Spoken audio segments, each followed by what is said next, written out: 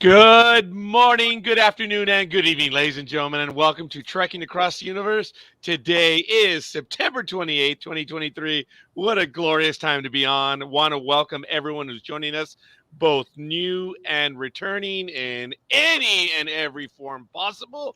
Want to give a shout out to Lothcat. Good evening, Lothcat. Beamer as well. I know. May the force be with you, actually. I know. I'm bastardizing the language.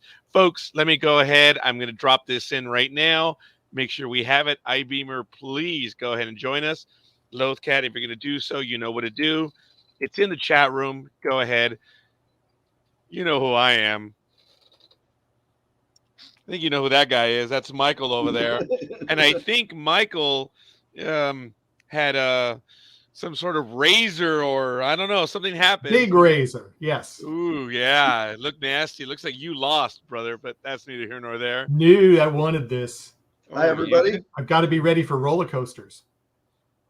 I don't know what that means, but I'm sure you'll explain it to us in just a moment. Darth! Hey! What up, homie Claus? Or is Like, it May the Force be with you? Let me see if I can get this right. Is it May the Force be with you? live long and forceful? Ooh, sounds good. I like it. And, oh my word, the man of the hour, the one who is the professional of the group. And I use that term incredibly loosely. How you doing, Bobby? What up, homie? Oh, I'm very good. So happy to be here. I am happy. I'm kind of regretting now that I didn't change my name to Darth Bobby for this. Oh.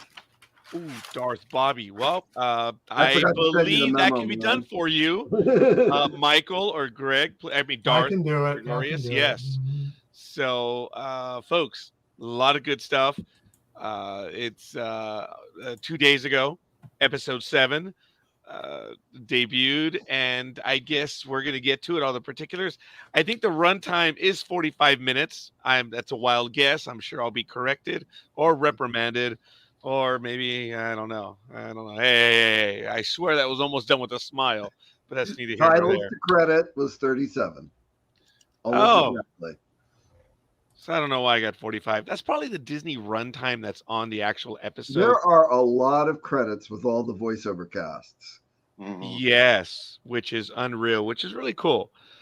But we're going to get to the important stuff right now, which that is important. But we're going to get right into the episode. Season 1, Episode 7, Part 7, Dreams and Madness. Written by Dave Filoni, yet again, and directed by Geeta Vasant Patel. So it debuted on September 26th, 2 days ago. We'll get to it. Greg, what are some of your thoughts before we get into it? What did it meet your expectations? There's only 8 episodes. Oh my God. The story just keeps going and going. And wow. There's just so much going on. And, you know, this episode did not disappoint. They're really building to a climax. And this was definitely a fun one to watch. All right, fair enough. Michael, there was one line in it, and now I thought I had it memorized, and of course, I know I haven't. But it was Roger's favorite robot said it. See, now I've forgotten his name. See, that's what I'm saying. This is one of those. Thank you. He was watching the battle, and he basically said, "Oh, I hope I survive to be able to see the outcome," or something like that. I just thought that was so funny. There was a bit of sarcasm. There was that rhyming stuff that we've talked about. Yeah. He used a line from The Empire Strikes Back. Yeah. I wonder if my co-host, okay, I did write it down. Bobby, what are some of your thoughts before we get into it? I mean, this is the pre-tease of the review. Well, yeah, there's a whole lot to like in this episode. I was very happy that there was actually a lot of Ahsoka in it because she was hardly there last episode. So, you know, having a show called Ahsoka, it's really nice that, you know, Ahsoka's there. But I thought it was great. It was great fun. so many good things in this that I'm sure we'll talk about as we go. But yeah, I'm engaged with the story, and I'm really curious to see what happens. And man, because we are rocketing to the end, and it seems like there's still a lot left to go. You know, gentlemen, I appreciate your commentaries on this. My thought on the pre-thought, I guess, for lack of a better word, is I've given up trying to wonder or trying to think about, oh, is this going to happen or is that going to happen? Right. Dave Filoni has done a wonderful job of screwing with the concept, if you will. I mean, some of the stuff, okay, yeah, we were able to guess it, but others, I've given up. I'm holding on. To quote what I told a few friends before episode 1, when I was in the theater at the Cineplex Odeon in Hollywood, as it said Lucasfilm Ltd. For episode 1, I mouthed the words to myself in the theater. I said, George, you've got my money. Entertain me. Okay? That's it. I'm open to it. I appreciate it. And the implication was, you got my money for episodes 2 and 3 too, brother. So just, take me on a ride. And gosh darn it, Dave Filoni, I'm impressed. So, as I mentioned, part 7, Dreams and Madness. Michael already had a line in there. I thought the line that I know which one you're talking about, Michael, and I did not write that one down, but I did love the line where they're in the battle and Hu Yang says something to the effect of, and I have 3 pages of notes, folks. Sorry, here it is. So 3 full pages. And oh my god! Oh, we're going to get pulverized if we stay out here much longer, right? Okay, that's the echoes to a prior movie. And who is it that said that? I want to throw to my co-host. Was it C-3PO or was it Princess Leia Organa? Oh, I know, but okay, fair enough. I appreciate that. Remember? Bobby? I don't remember. So. Oh, Darth, Yeah. Bobby. Ooh. No, that was a 3PO line. Ooh, Michael? I have no idea. Darth! Princess Leia. Yeah, baby! It was! Okay. There you go. It was. And I thought it was kind of cool that I was like, oh, wait a minute. The droid, I had the idea that it was 3PO. But no, he is 3,728 to 1! Never tell me the odds. And actually, now that you say it, yeah, Leia says it, and then 3PO repeats it. Like she says, "We're gonna get pulverized out here," and 3PO goes, "Pulverized." Very good, very good. Oh, Beamer says no notes for me this time. I barely had time this morning to watch before coming over, much less watch for notes. Whoa! Like, notes. Who takes notes to do a podcast? Michael, Darth, anyone? Oh, come on!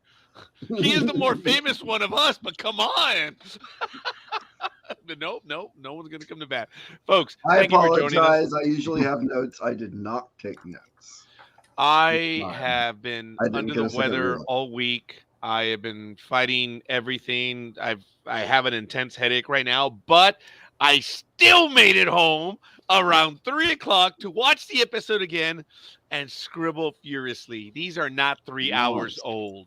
And it's my excuse is I moved my mother into memory care today. Okay. I have no excuse for no notes, but I am at this odd angle though because I have injured myself, so I'm actually laying in bed to do this. Oh. Well, okay. Then this is gonna suck what I'm about to say. First of all, okay, Greg, that's not an excuse. That's a real life reason for you. And Darth, Bobby, first of all, this does mean a great deal to me and to everyone else that you're here with us because you are who you are and you're spending time with us. Sir, you write this stuff like there's no tomorrow. So I'm not worried about you having notes or not because you are a fan as well. That's right. When you're a writer, if you don't know something, you just make it up. Ho! And speaking of such, Michael and I are the ones struggling with the memory. That's why we write notes. See that big old smile on his face? My memory's so bad I forget to write notes. That's funny. The only reason, jokingly around, or I'm butchering it already. The only reason why I take notes is to try to make sure that we cover everything. But as we know, as we go straight into the episode, it's a lot better than doing beat by beat. So we've started. iBeamer, Lothcat, noteless, except for you, maybe, Lothcat. Thank you. Bobby, I was hoping your back would feel better by now. Yes. So I was yes. hoping to fit. I feel better, but I'm not quite there 100% yet. So I tell you, Bobby, the way you're lounging right there, I'm envisioning, and you'll never ever talk to me again, but I'm envisioning you from the Return of the Jedi. I'm envisioning you with the Princess Leia costume right now because you're lounging that way. I'm sorry, I Bobby. was expecting more of a. You were imagining me as Jabba. Sorry. No, he was sitting straight up, wasn't he? Probably, but he's slug like. So Yeah. Well, as much as a hut can sit up, I suppose. that's funny. Yes, folks, we have quite a few people watching the episode, and we're going to get into it. Please let us know who you are, where you hail from. We are, and I use this term loosely, top heavy on the East Coast. Bobby, are you in Georgia or? yes, Okay, Darth, where are you right now? I'm in Connecticut right now. I know, dude. And Michael, you're in the nation's. Oh no, you're outside the nation's capital, right? Mhm. Yeah. Yeah, that or other places that I can't disclose. But Oh, stop it! We're missing your title. yeah, I decided not to have a title today. Somebody said I shouldn't have a title tonight, so Who said that? I can't say. I was gonna go with Java, but wasn't gonna say anything since I haven't met Bobby yet, and you will, which is real cool. He, oh, and you do have it. That's absolutely awesome, Bobby. I'm glad you saw that. Ben I did. books.com. We'll get to that. He'll have a chance to announce them as we get into the review. I do want to give a shout out. Jay, how you doing, Jay? Thanks for joining us, buddy. We already have likes from Jay and Gridiron Girl, otherwise known as Sonia Robles and Jay Simmons. Thank you, thank you, thank you. Okay, let's get into it. The teaser. This might have been the only bit of weakness. Only bit of weakness because we should have seen it coming. General Syndulla is, I guess, she's being court-martialed. I mean, there is no like, well, let's take a vote on court-martial. No, she's going through the process. And the reality is she did disobey orders. There's no doubt about it. She was given orders, and she even joked about it in a prior episode. Well, what's the point of being a general if yeah. if you can't Once take a it out rebel, for always a rebel. Yeah. Yes. And this isn't a civil servant out of control screwing around.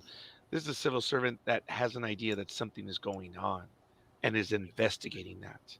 So, yeah, she's disobeying orders, but why is she disobeying orders? Okay. So, that was good. I was surprised that C3PO, I mean, it was really neat. And he's like, excuse me, excuse me, excuse me. And the guard's like, we're in session over here. And everyone interrupts and says, that is C3PO. If anyone is allowed to enter, it's C3PO. I thought that was a nice touch. I wasn't expecting C3PO on the episode. What did you gentlemen think about the teaser? We'll go with Bobby. To your thoughts on the teaser and everything that's inspired with it. It was nice to see 3PO. It's a nice reminder of just how much pull Leia has. She still holds a fairly impressive position within the New Republic as a war hero too. And former senator. So it was nice. I think having her send 3PO to do it was a bit was a nice touch because obviously we couldn't have Carrie there to do it herself. But but I thought it was a great little bit. It's nice to see that Leia is still looking out for her people. I love the character of Hera, so it's great to see that she still has stuff to do. But I also love the fact, just from one of the things about the original trilogy, like they kill the Emperor, and it just according to Return of the Jedi, it just seems like everybody's just suddenly like, okay, we're all good now, and that's not reality. Mm. And so I love this little subplot of Imperial sympathizers and Imperials hiding in plain sight. There's a very World War II and analogy there to because after World War II, nobody claimed to be a Nazi. You think there were it's the same kind of thing. There's all these people like, oh no, I was just following orders. I was not in the Empire, and so I love that little subplot that's playing through. It has a real feeling to it. Hmm. We And can it's relate. and it's a subplot that's running through multiple shows, because we're also seeing it on Mandalorian. We're seeing it in Andor. We're seeing it through. Now, I mean, Andor's a little earlier in the process, but I mean, we're seeing it through all these other shows where that's happening. And so it's one of the things I like, that the shows are still, it is the same universe. They're really playing up that it is the same galaxy far, far away. I read somewhere on the internet, and before I go to Darth or Senator Michael for their comments on the teaser, I'm going to go to Beamers. But somewhere someone posted maybe a video or said, when is Disney going to just give Dave Filoni Star Wars? Well, doesn't he pretty much have it? I mean, Well, he he does seem does, to. but final say is still Kathleen Kennedy. Sure. Yes, yes, and she's not about to give up the big bucks of, Well, I uh, mean, of that. well, yeah, but I mean, in any corporation, there's always somebody above somebody. So, there's, even if Kathleen Kennedy's there, it seems like they've put a lot of trust in Dave Filoni and John Favreau. I don't want to take anything from John Favreau, because Yeah, Filoni the and three of them Favreau, together. yeah, Yeah. they really are a fantastic partnership. These series over the last few years have been a joy. Mhm. It would have been something I would have loved to have had, 25 years ago. I appreciate that. I'm going to follow up. Beamer says, great to see 3PO. I thought it was a fun way to keep Leia involved, just as you were saying that, and a great way for her to put the other senator in his place. Lothcat says, Senator Ziano is 1,000 a First Order spy. But you know what? Or I hope not, because that seems too easy. I I want him take to. him as one of the ones that they're stuck in the grud, skullduggery, the grud, that the real administrative stuff. And his thing is, look, we have to do this. There's Mhm. no proof. Grow up. We've got to build this republic. That's Right. how I'm taking him. Well, also, I mean, previous episodes have said that he didn't have the experience with the Empire that the others did. He was not a soldier. He did not fight. He was technically, he was a collaborator. He was on the ground working for the Empire, which was the legitimate government, but he was working for them. So he is one of these guys that said, "Oh, okay, now that the Republic's in charge, I work for the Republic." So Mm. he is one of those guys.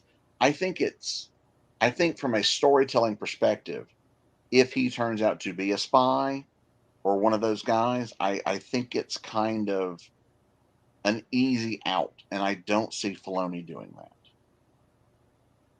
Okay. Mm. I like that. Um, I blamed Kathleen Kennedy for not taking responsibility in some of the big budget failures of the larger movies. And I will give her credit now in that she's not taking credit for the series. She is Right. still maintaining the position that she's doing. I will give her that credit because the dodging of the movies, the implication that these writers and directors did what they wanted, folks, in the real world, no one gets $300 million in a blank check unless you're maybe James Cameron, and even then, there's still a check, or someone by the name of what's the kid's name? He did some shark movie, some Steven something or other. I don't know. Yeah, but Don't. even those guys still answer to someone. Yes, they do. You know, as big as those guys are, they're not the ones writing the checks. Someone has to. They work for someone. Oh, there it is. And I Beamer, thank you. You are between Bobby and I. That's the line that fits. Siono seems the type that will be the Empire's top accidental unwitting supporter because his focus on his own goals power will lend to what they need. Yes, I like it. Darth and Michael, oh, that was bad. I don't know who I was pointing to, but Darth and Michael, your thoughts on the teaser, and then we get to the rest of the episode as well. We're not going to go beat by beat. Tell me, what were your thoughts as this episode got going? So for me, it was fun to see 3PO, and it was fun to hear Anthony Daniels reprise the voice. I'm kind of torn because they're just having 3PO there as a proxy. Kind of, I know that they couldn't, Carrie's not available. I know that they're not going to try to do CG with her again, or synthesize her voice. And they're still on the no, we're not going to recast the familiar characters stick. Last I knew, but it should. It just didn't. It was like the one awkward thing in the film, in the episode for me. It just didn't feel right. But yeah, I'm still trying to figure out what Shono is, and I agree. I think he's an opportunist. He's a politician. He's trying, to have a measure of, this is the way things are supposed to be. But he's also, he's coming across as a bad guy because he's going against the heroes we know and love. Yeah, before I go to Michael, and before I forget, notice when Princess Leia sends the missive, he's not angry. He's more like, oh, yeah. Did you guys catch? I don't know if he was mad. His thing was, oh, she had something to do with this. And he literally changed his tune. Well, he knows his place. Yeah. And at that point in time, if she's in charge of that committee, even though we didn't see her in the opening, the earlier episodes, or hear of her in the earlier episodes, he's, he knows his place. So that is one thing that speaks to him not yet being, someone who's still sympathetic to the Empire. Senator. I mean, everybody's kind of said what I was thinking. Was nice to have C-3PO pop in unexpectedly. Heard that voice and I go, oh my. Oh my. Another person that we all know. Yep. But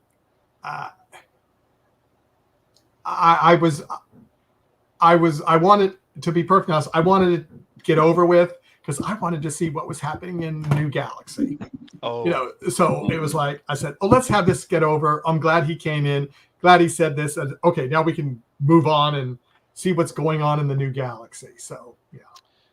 I appreciate everything that all of you said. I want to add this in that when the Chancellor came over to her and said, okay, all right, I get it. These are the real world conversations that supervisors and underlings have. That I know what happened. Don't play this game. And I need you to know that I know what happened. And she straight out tells her, but she didn't embarrass her in front of anyone. And then it's like, you screwed up. Okay, tell me what really happened. And that was her line. And it was summed up prepare for the worst, hope for the best. Yeah. And And that's the way. Mon Mothma really is a character that's so caught in the middle because she really has. I mean, even when she was with the rebellion, she, as the leader of the rebellion and as a senator, and now she's she's pretty high up in the New Republic. She's trying to keep the peace. She's trying to do. She's constantly being tugged in all these directions, and hers is more of a thankless task. She's not technically a quote unquote war hero like Leia and Han and Luke because she wasn't out there blasting away. But a lot of what happened during the rebellion was under her command. Mon Mothma was in charge of the rebellion, and so I think she's now having to play a more quieter role because you know she still has to work with those people who were working for the Empire. And I think for that character, that's a tough place for her to sometimes find herself. And she had the experience of knowing what really went on. Mm-hmm. And now she's, as you said, she's being pulled in all these different directions. She knows what went on, and she knows how things get done, and I'm sure she trusts everybody who's Mm-hmm. there, except for maybe one or two. But she has to play the the peacemaker and everything else to make sure everything goes the way it's supposed to go. And I'm sure she just doing the best she can. Yeah, because now that they're not a rebellion, when they were rebels, it was like this needs to get done. Somebody would hop off and do it. Yeah. Now there are more things they have to worry about. More restrictions. Yes. Seeing her as Chancellor, I find her incredibly sympathetic because we're learning in Andor the horrible prices, or it sounds stupid, the horrible price, which would be in plural, of she is paying in these decisions. We've seen in Andor, and if you haven't seen it, tough. Sorry, I mean, come on. What she's probably going to have to do with her family. She's in a loveless marriage. She has the weight of the universe on her, and she has the weight of her family on her in that her daughter. We saw what was possibly going to happen in Andor, and it's really sad, the price that she has to pay. And I forget the character in Andor that also says, "Oh." He was telling the Imperial guy, says, "Oh, you are worried about the price that you're paying? What about me? I will never see a son or a son." Remember that whole speech in Andor by I forget the character's name, and he's the one that had the Austin spaceship that had like the lightsabers come flying out. I Mm-hmm. forget. Yeah, that one. I forget his name right now, but we're off on that one. It was really cool that George Lucas in episode 3, which is now episode 6, Mon Mothma from the very beginning led the rebellion. It wasn't a male, wasn't it? It was a woman, which was really cool. And it's something that we really didn't consider very much until later. But that's Right, okay. because we don't really meet her until Return of the Jedi. Yeah. Right. So she was, I mean, so yeah, so we were only seeing the pockets of the rebellion. It's not until that third one that we start seeing, oh, there's a real leadership here. It's not, because the first two Star Wars movies make it seem like Leia really is the rebellion. Mm-hmm. And then to find out that, nope, like Leia has a boss, Yeah. so, But you wouldn't know it from the first two. no, Yeah. no, because it very much feels like, especially in Star Wars, well, even when they're on Hoth in the beginning of Empire, it does seem like Leia is in charge. Mm-hmm. Mm-hmm. It does. General Raikan defers to her. Yes. Yeah, he's making the decisions. It's almost Battlestar Galactica-ish, where the general's taking care of all the military stuff, and then the president, which would have been in this case Princess Leia in this analogy, she's the overall command. But because they base a lot of it, a lot of it's based on British hierarchy. So the princess, well, you're the royalty, you're in charge. Yeah, but there's no more Alderaan or a Senate. True, but they never stop referring to her as princess. No. Well, she's.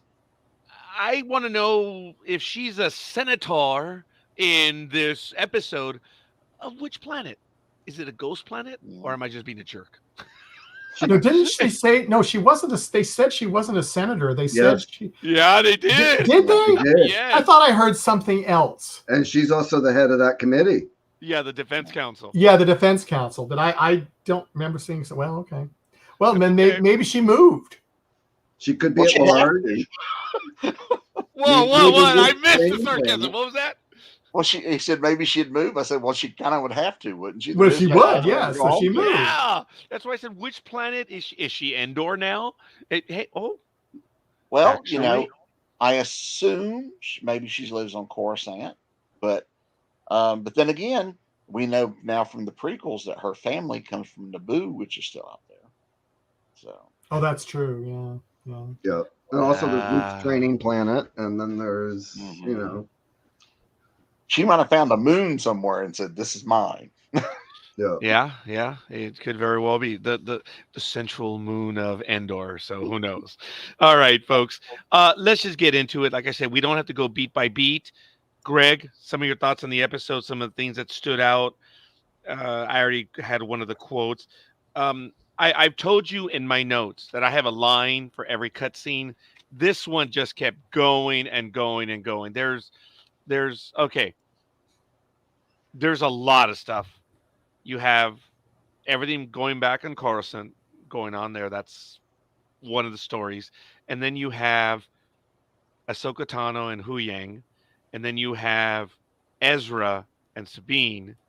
And then you have Shin and Balin. I know. I think there's first names on that one. And then you have Thrawn and Morgan. And it just the Night Witches. And the Night Witches, yes. And it just keeps going back and forth. I did love the scene. Yeah, it was all I'm sorry. I was saying, just when the action started, it was just all intercuts. It was constant. It would have been it was hard to keep track, as I was starting to, I'd sketch out my notes, but I didn't fill anything in it for a rewatch. But that is kind of a very Star Wars way of cutting, if you think back to especially the original trilogy, there is a lot of cut back and forth because there's always 2 or 3 things going on at one time, and 2 or 3 subplots and yes, I do want to say that I had a major gripe, and Michael and Greg remember this, about the fighting or the way it was set up. When Sabine was in her fight stuff, and I think it was the prior episode or the one even before, it just didn't look right on for me. I have to say that this episode, when they had the hand-to-hand, I was still a bit annoyed because it looked like Sabine got bonked on the head and nothing happened. But besides that, the choreography of the fight scenes looked a lot tighter. I'm glad Mr. Filoni realized that from our commentary, that it would look a little, not just a little bit off, and obviously made forward in the future there. Yes. And it was good. Actually, I did not see this. Really quick, Michael, I hope you get a good life when Chopper got mad in the meeting with the Senate.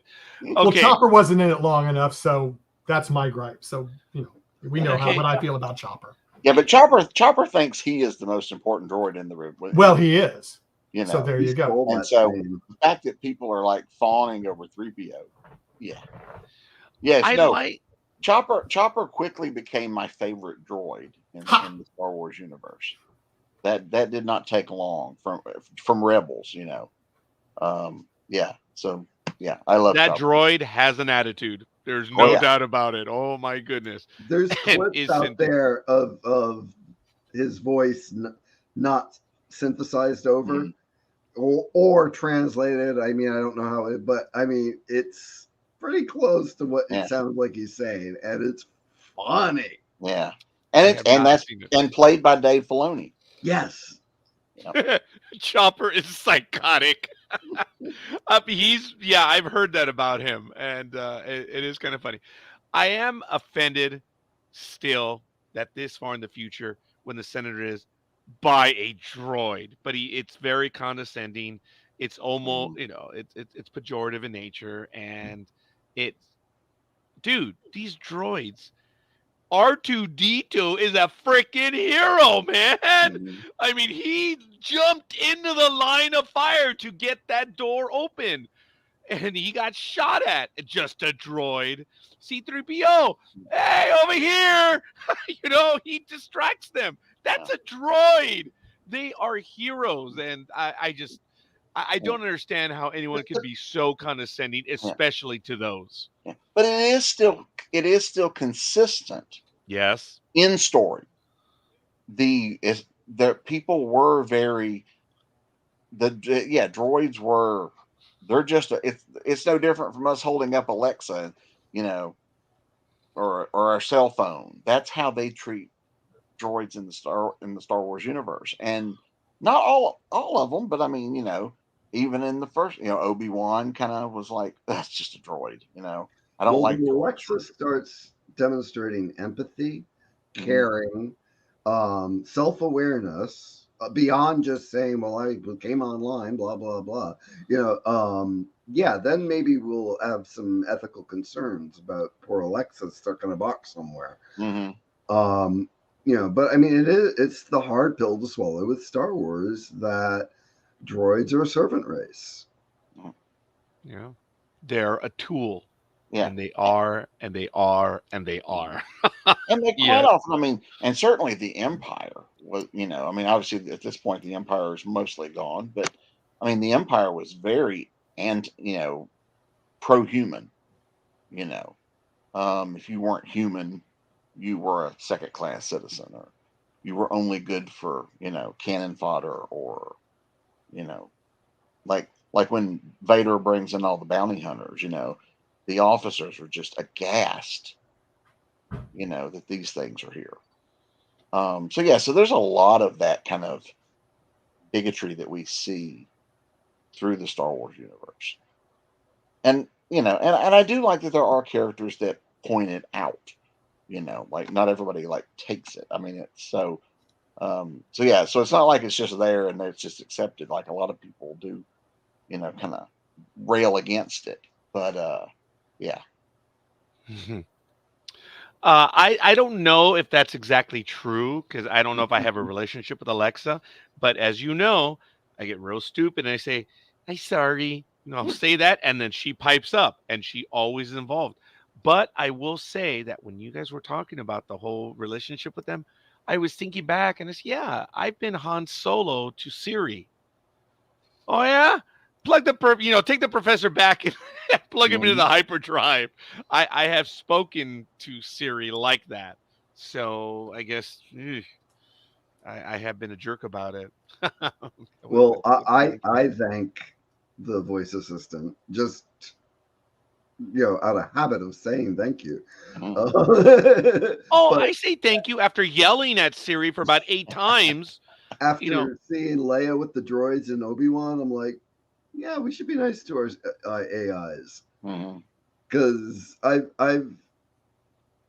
read a lot of science fiction where the AIs become bad. Like that is one thing I'll say about the droids. I mean, a lot of the droids have gone on to become heroic, and are doing things outside of what they were just programmed to do. Yep. I mean, R2D2 is much more than just what he was programmed to do. R2D2 has very heroic tendencies, and I think Chopper kind of falls into that category as well. And Chopper is very opinionated. And we're also seeing it with Yang as well. I mean, obviously he's someone who retains all of his memory. He's never been reset. He's aware of all of his experiences. They're people, and it's something I think the modern Star Wars universe is starting to correct by showing them that way, by showing characters treat them that way. You know, I thought the little droid revolt on Kessel with in Solo was a riot, and you know, but it you know, in the earlier films, yeah, I mean it. You know, looking back at, you know, with a, you know, 21st century mindsets, it's really hard to watch sometimes the way the droids are treated. Knowing Oh, wow. Okay. Michael, do not stop me on this. So, Greg, are you telling me that there is some antiquated and 1940s and 50s views towards droids in the Star Wars universe? Are you telling me that we're talking about cancel culture now? Are we going to be having episodes from Star Wars that we cannot see because, oh, this was normal back then? But no, I don't think that. you know, just because it all was right, normal doesn't make it right, but that Yeah. doesn't mean we shouldn't be aware that it happened. I'm Mhm. screwing with you, Greg. I'm just I was being dumb because I noticed how you said, "Hey, that was bad stuff," and now Star Wars is correcting that. Like, ooh, that sounded a lot like today. So I Yeah, was but being they're doing foolish. it in a way that they're putting it in universe. Yes, Mhm. You yes, know, I they're said it. not just making it go away. You know, they're, you know, showing, you know, going back in time with the Solo, and they're, you know, they're showing that, you know, Calrissian's relationship with his droid was much different, and that she herself was a much different droid. And you know, they're, you know, little Leia, you know, making a statement about, you know, yeah, be nice to your droids, you know, all they do for you, and you know, but yet still it is a servant race, Yeah. and that still is a complicated thing. Yeah, It, Yeah. you know, it was complicated 20 years ago. We were debating this 20, 30, 40 years ago. And yeah, in universe, you have to realize too, we're seeing a lot of this stuff out of order. So it's what we're several years beyond. We're at least a decade beyond Return of the Jedi at this point, right? Right. And then we see shows that are a decade before A New Hope, Yeah. written in the 21st century Hmm. with a more socially conscious attitude. Yeah. So, but by the time of Ahsoka, we know C-3PO is recognized as a hero of the rebellion. You know, because when he comes in, there is that in this episode that it's 3PO. You know, so we see that changing in universe because obviously that's it. I don't know how common knowledge it is outside of the Republic government, but obviously people know the role that 3PO helped play in overthrowing the Empire. yeah, yeah. Right. There's absolutely no doubt about that. And we I have to saw tell them you. as heroes in 1978 as 10 and 9 and 12-year Hmm. olds. Yeah, Yeah, because yeah, the droids are very. I mean, yeah, they the rebellion really owes a lot to the droids because the droids do a lot to keep our heroes alive through those movies. They were always intended to be the main thread through the Yeah. saga. Well, I remember hearing something when I was a kid, and I don't know if this was oh, I heard right, it too, Bobby. I know where you're where going. where Yeah, at the end of the day, all of the movies were 3PO and R2 telling someone the story. yes. That this was that like sometime in the future, this is 3PO recounting the story of what happened to someone else. Now, As a matter obviously, of that's going to change now because R2 and 3PO are not in everything. well, Bobby, I don't know because you had a droid in the last episode that gave us the catchphrase that we'd been waiting to hear a long time ago in a Yep. galaxy far, far away. Is it a droid? Or, as Greg also said last week, that this is from the story of the Wills, right? Right. Yeah. And Screen Rant recently posted something about, they're that this is indicating that Disney is definitely setting up for, if not Old Republic, pre-Old Republic. So I mean, we're supposed to be getting prequel books and prequel movies, prequel. So I'm really excited for that because I mean I read the novelization before I got to see the film, and that For Star preamble. Wars, right? Yes, Yeah. yeah, for episode 4. So yes, that's what third grade geeks do. They read huge I read the books. comic first. Oh, okay. Well, I don't even think the comic was out yet. It's like the movie was in the theaters and gone. And I Well, didn't we see didn't it. see it till a little later. So yeah, but I saw it in January '78, and it but I read the was book. much later in the year when I saw it. Yeah. And I mean, that book, started out, from the Journal of the Whills, and it's like, Yeah. Well, the book was on the original scheduled time frame, right? Didn't they want it for Christmas 76? That's about the time the book was yeah, out. and I think I picked it up in the May, like the film was in the What theater. wasn't it 77? It was in the theaters. May of 77. But remember, Yeah, they even say in the documentary that they wanted it to be December of 76. Yeah. That they thought because this is a kids movie, it needs to come out in December because Yeah. it should be a Christmas. yeah. But But it I got just it didn't at a school happen. book sale near the end of the year, in May or June of '77. Okay, So well, we know the movie was in May of 77. And I was lucky, folks. I've talked about it. I've been my sister's when they went out on dates, I was the one that I was a chaperone. So I was there on opening nights, on Friday nights and Saturday nights. I remember when I saw Star Wars at 8 years of age. I had just turned 8. I came home and I was drawing the X-Wing fighter. I remember that night. And my older sister, who was out on that date, Rose, the evil one, and I said it, and she said, "Oh my God, we saw this movie, Star Wars, and it will be continued." I'm like, what? What does that mean? The 8-year-old in me did not know what a continuation Mhm. is or was. we didn't And really have Yeah, there sequels. weren't a lot of those. Yeah. no, but my older sister said, "Oh, this is going to continue." I mean, she was brilliant on that. She had, and we saw it that Friday night. We saw it at a drive-in, and I didn't know what I was going to go see. My sister didn't know, but her date at the time took us out to go and see in the drive-in, and I remember I was just absolutely blown away. Blown I saw it in away. the drive-in too. Yeah. Yeah. Michael, did you read the book? No, No. Did you read the comic books? I did. no. I read the comic books once they were out. I collected every card. Sorry, I didn't. Bobby, I did not. Well, I Oh, read the okay. novel later too, and I I did as remember well later. as a kid, I was very, I like everybody else, I caught Star Wars fever, and I read the Han Solo novels and Splinter of the Mind's Eye and all of those things in addition to the comics. So yeah, Love those. Yeah. It that was yep. was I was all in. I was oh, fascinated. I was as young as I was. There wasn't much to compare it to, but I'd never seen anything like it. I'd We never had the strip experienced. in the newspaper up here too. Yes, yep. I remember the strips. Yeah. yeah, over here it was in the LA Times. I remember when they debuted it. Actually, it was on the radio that it was going to be the Star Wars comic strip. I remember that. I remember the image of a TIE fighter crashing on a Hoth type planet. Remember early on? Mm-hmm. I just remember that, and I don't remember the entire storyline. For me, Yeah. it was a tad frustrating to just Dark Horse republished all those really. newspaper Yeah, strips. Dark Horse put about once, and I think Marvel reprinted them once too, when they still had the license. Yeah. And then Dark Horse did them.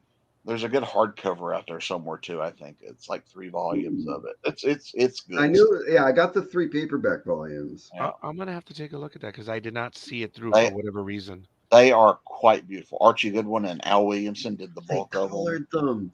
Yeah. Really? Every page is colored. They just didn't reprint the black and white newspaper strips. And because they were doing them between movies, there are things that they knew were coming up would be mentioned in Empire Strikes Back that they actually told the stories like that. The bounty hunters they run into on Ord Mantell. Yep. That story is told in the comic strips. They had like the mysterious emperor, the dark holographic figure. And, oh God, it's I good love fun. those. Yeah, and beautifully drawn. The ATPT, the early version of the chicken walkers, and yeah, it's beautiful stuff. I highly recommend it. Yeah. I'm gonna have to contact both of you gentlemen on that a little bit later. I will tell you that one of the things I did dislike about this episode, I don't know what Sabine has, but woman, finding Ezra has been your life. Okay, you got him, and you're still not giving him direct answers. You haven't read the story, Sabine, so you don't know how much time you have. You don't know what's happening. You know that they're probably hunting you, and yet you're not telling Ezra what's going on.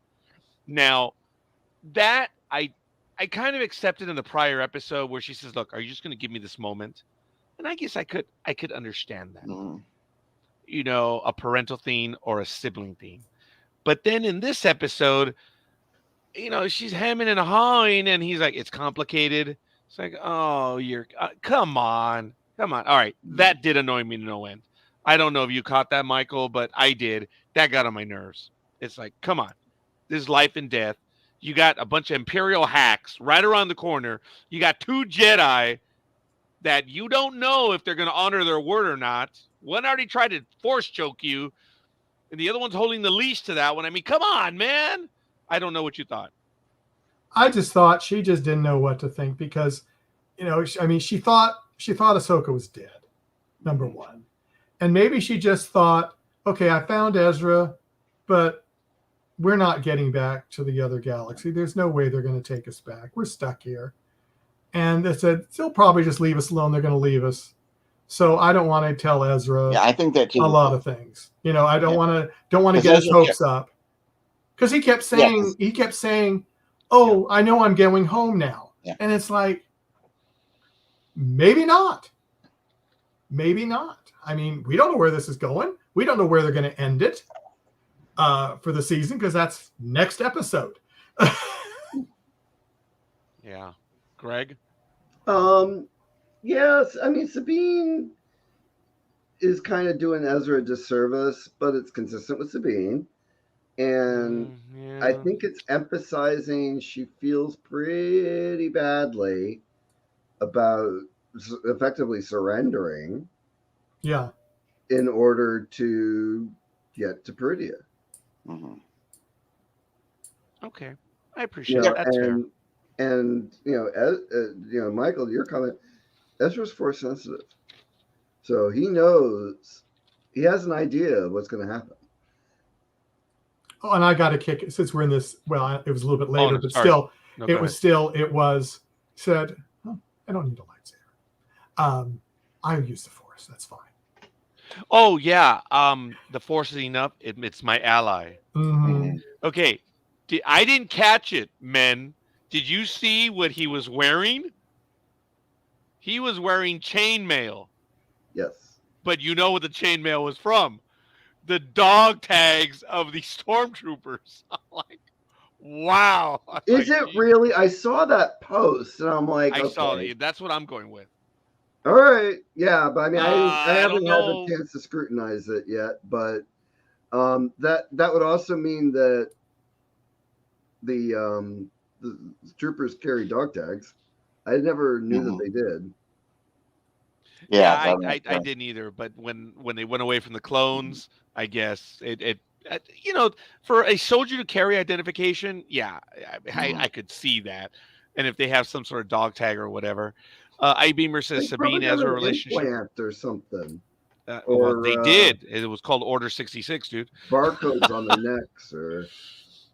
Sabine Ezra relationship was awkward, but I get it. My biggest complaint with the episode is that there's only one more and so much story left to tell. That's what I'm saying. It's like, we don't know where this is going. It bugged me a little bit too that like he was like, oh, I'll do this without a. Oops. Did we lose Bobby? Bobby? Yeah. If you're listening to us, Bobby, sorry. Get back in. Ooh, maybe he said something that they cut him off. Is NSA involved again, Michael? It could be because they are hooked up to me. So, okay, tell me not. Look, you see, you've envisioned him in the Princess Leia uniform right there. Check it out. It's right there. That is the perfect pose right there. It is. It's a perfect pose. Hopefully, he'll be able to join us. I know. No, there he is. Hi, Bobby. Hey. It was like I was talking, and it's like everybody away. Oh, everyone went away. I'm sorry, young man. No, you're the one that dropped off. Right. Well, on my end, it was just a bunch of black screens with little circles doing. Yeah, that means you went bye-bye. Yeah. I went bye-bye. So, yeah. But no, and I'm glad you didn't hear what we said. Oh, good. Yeah. Well, yeah. I'm sure it was true. So, if you say so, okay. But no, I'm sure Lothcat will tell you later what we said. So I thought it was interesting that he didn't want to take the weapon, but then he did pick up a blaster later to use it. So, that's just one of those old tropes that bugs me, anyways, where people don't use the weapons at their disposal. I see that all the time. It really bugs me in other shows where it's like, I've got two bullets left.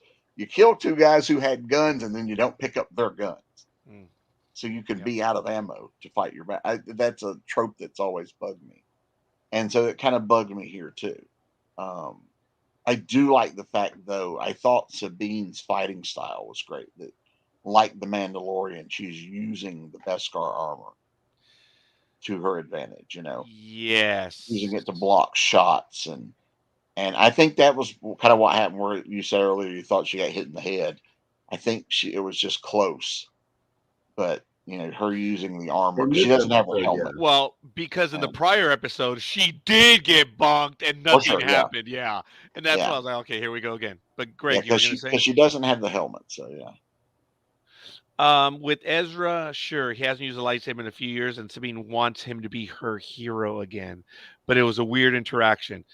Could have been done differently. Okay, all right. I appreciate that comment. And Beamer, I'm hoping, I'm hoping for you to be joining us, so we can get some commentary from you. Now, this will lead into what I was about to say. Oops. Okay. No. Bobby, you fell in. If we were doing a Star Trek episode, you would have fallen into a temporal rift or something like that. But now you were in a star whale because you were traveling somewhere, which was good. Can't you see the light? Yes. That's right. Yes. I thought that was interesting how we did Joan on the Whale for these characters. I was sarcastic about that last time. But Hu Yang said, I think we're getting close. Oh, yeah. How do you know? My instruments are detecting that they're slowing down, woman. See, that's what I would have said had I been there. Is my instruments are telling me this. But it's like when you hear the plane decelerate, Yeah. you look at your watch. Okay, we're about 30 minutes out from landing. Yeah.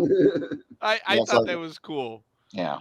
He wasn't exactly being snooty, but he's like, yeah. Now he was being snooty. Oh, okay. He is quite snooty. Yeah.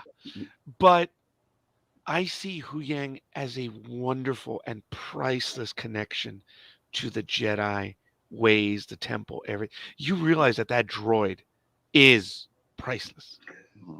And also, too, I mean, this is a droid, like we talked earlier about 3PO and R2 and Chopper. These are just standard droids that become part of the rebellion. Yang was built by the Jedi to train Jedi. He has his core programming is to look after Jedis and Jedi trainees. Sorry, I don't. It's the word Padawan feels weird. It still feels weird to me, but that's his job. I mean, he was designed to help train, to help guide, and we see him doing that with not only Ahsoka but with Sabine throughout the series so far. He is dispensing a lot of Yoda-like wisdom. Yeah, he's like 800 years old or something like that. If not more. I thought he said 1,000 at one time, but I might be wrong. So he's dispensing a lot of very Jedi, like I said, Yoda-like wisdom that, and is opinionated about it. Like, he has pretty strong ideas about Sabine becoming a Jedi or continuing her training early in the series. Who's to say the stories are not from when from okay, well, correct that, Lothcat. Which one? Well, but still, I mean, none of those droids are there at every story now, so it could be a little bit from all of them. But I know. Oh, that's true. I know. By the time Return of the Jedi had come out, it was kind of believed that it was kind of like one of those unspoken things that, oh, this is 3PO telling the story, because 3PO and R2 always split up, so they were the human characters were never doing anything without one of those droids with them. Yeah. So they were the living history of it. Right. And by the time Return of the Jedi hit, I mean, it was pretty well, you know,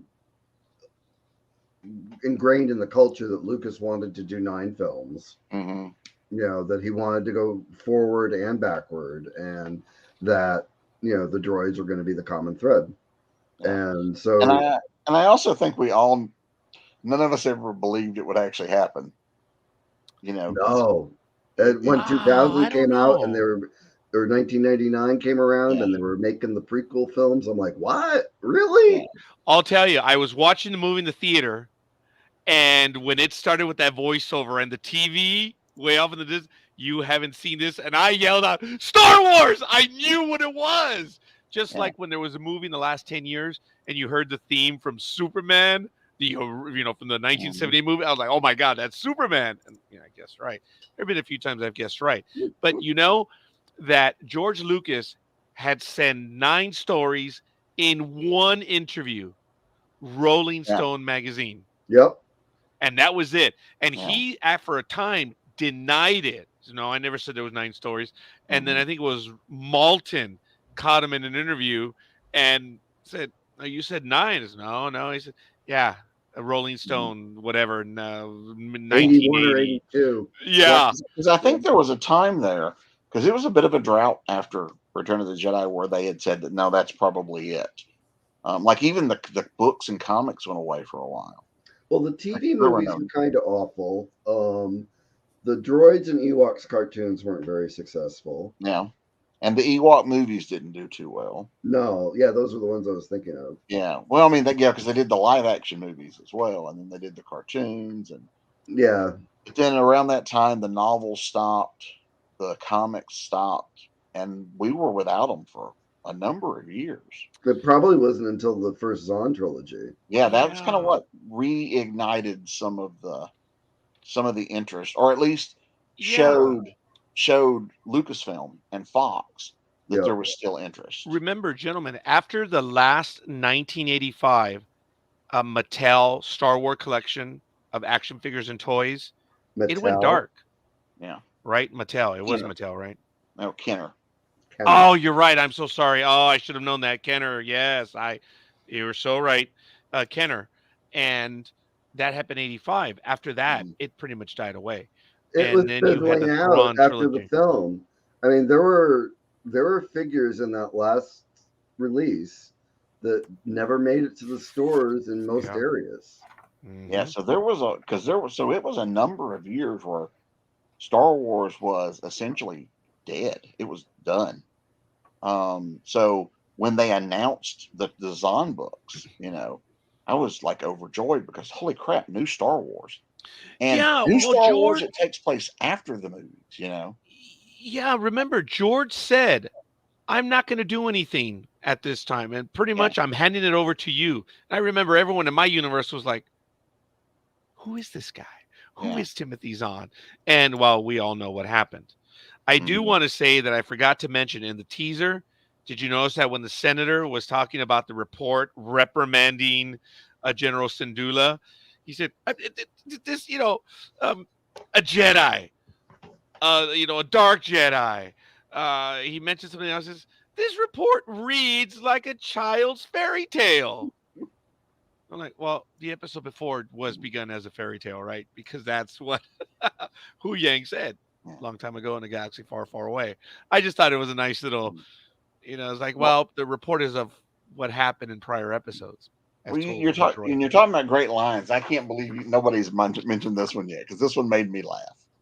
Where they said something about the Jedi are hiding. And it's like, well, the Jedi are good at that.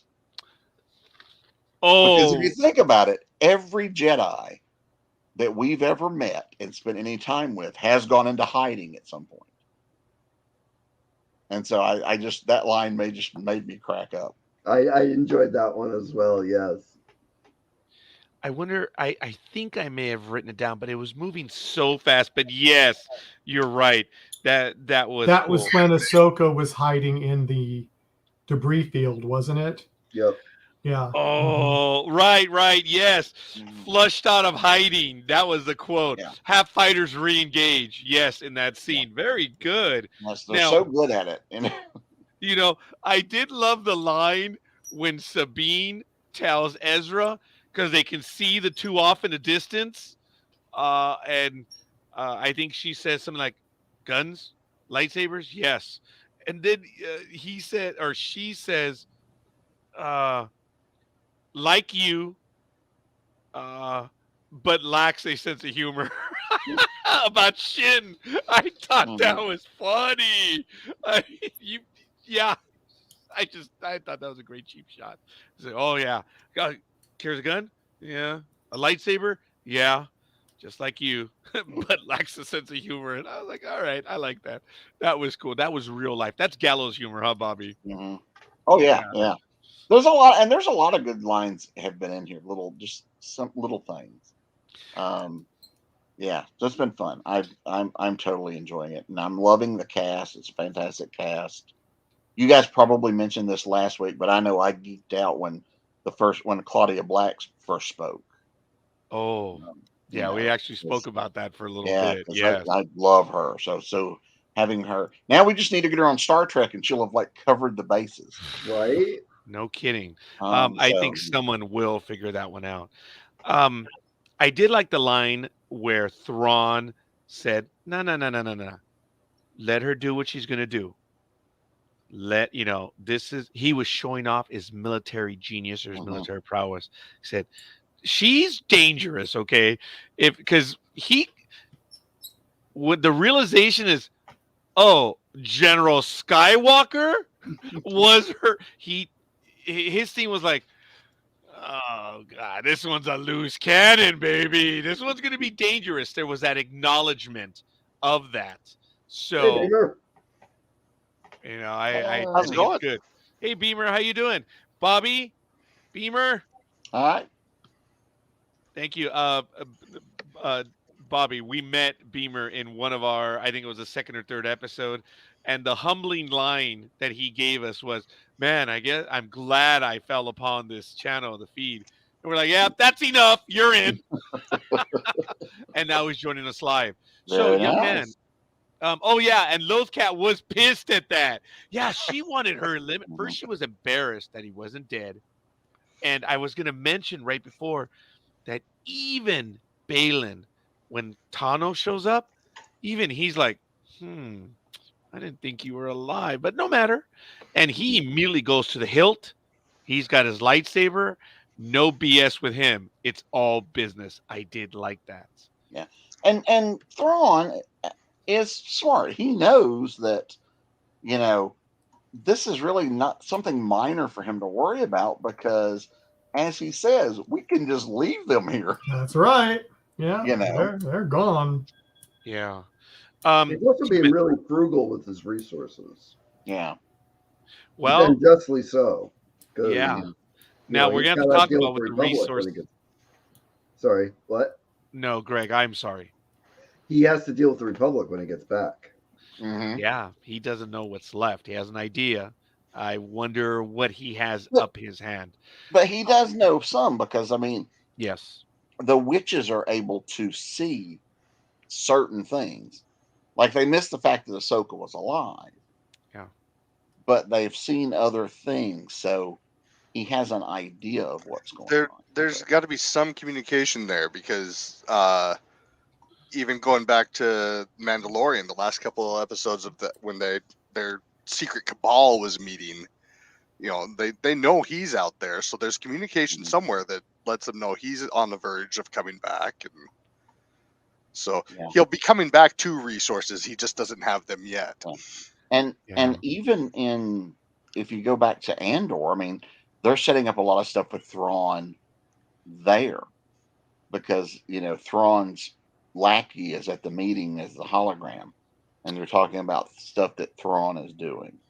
Yeah. So they've been kind of setting little seeds of stuff, and certainly Thrawn's a big part of that final season of Rebels, and then what happens to him, and so there's a lot. I give them a lot of credit for being able to keep all of these threads fairly consistent in a story they're telling out of order from different points of view.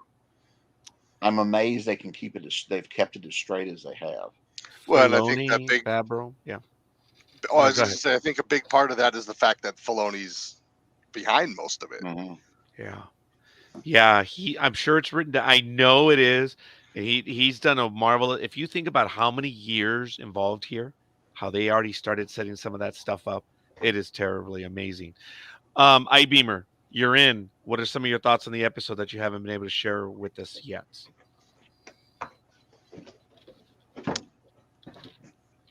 Too many to think about, right? It was, like I said, I mean, it was a so-so episode. I mean, I don't want to jump ahead to our ratings yet at the end, but it's just okay. Yes, all of this needs to happen. I get it, but there's so much still to do. We've got one episode left. I mean, I get that. Obviously, we're gonna have to have a second season, obviously, in order to keep the story going. But what are you gonna try and now? What are you gonna try and cram into this one episode that should have been given more time? Well, not only that, I mean, he's serializing across shows, right? So, I mean, this is all, continuation of stories that they started with Mandalorian in a way, and then one of them was Book of Boba Fett, and now this one's focused on Ahsoka. So, I mean, it's all one big post Return of the Jedi serial right now, but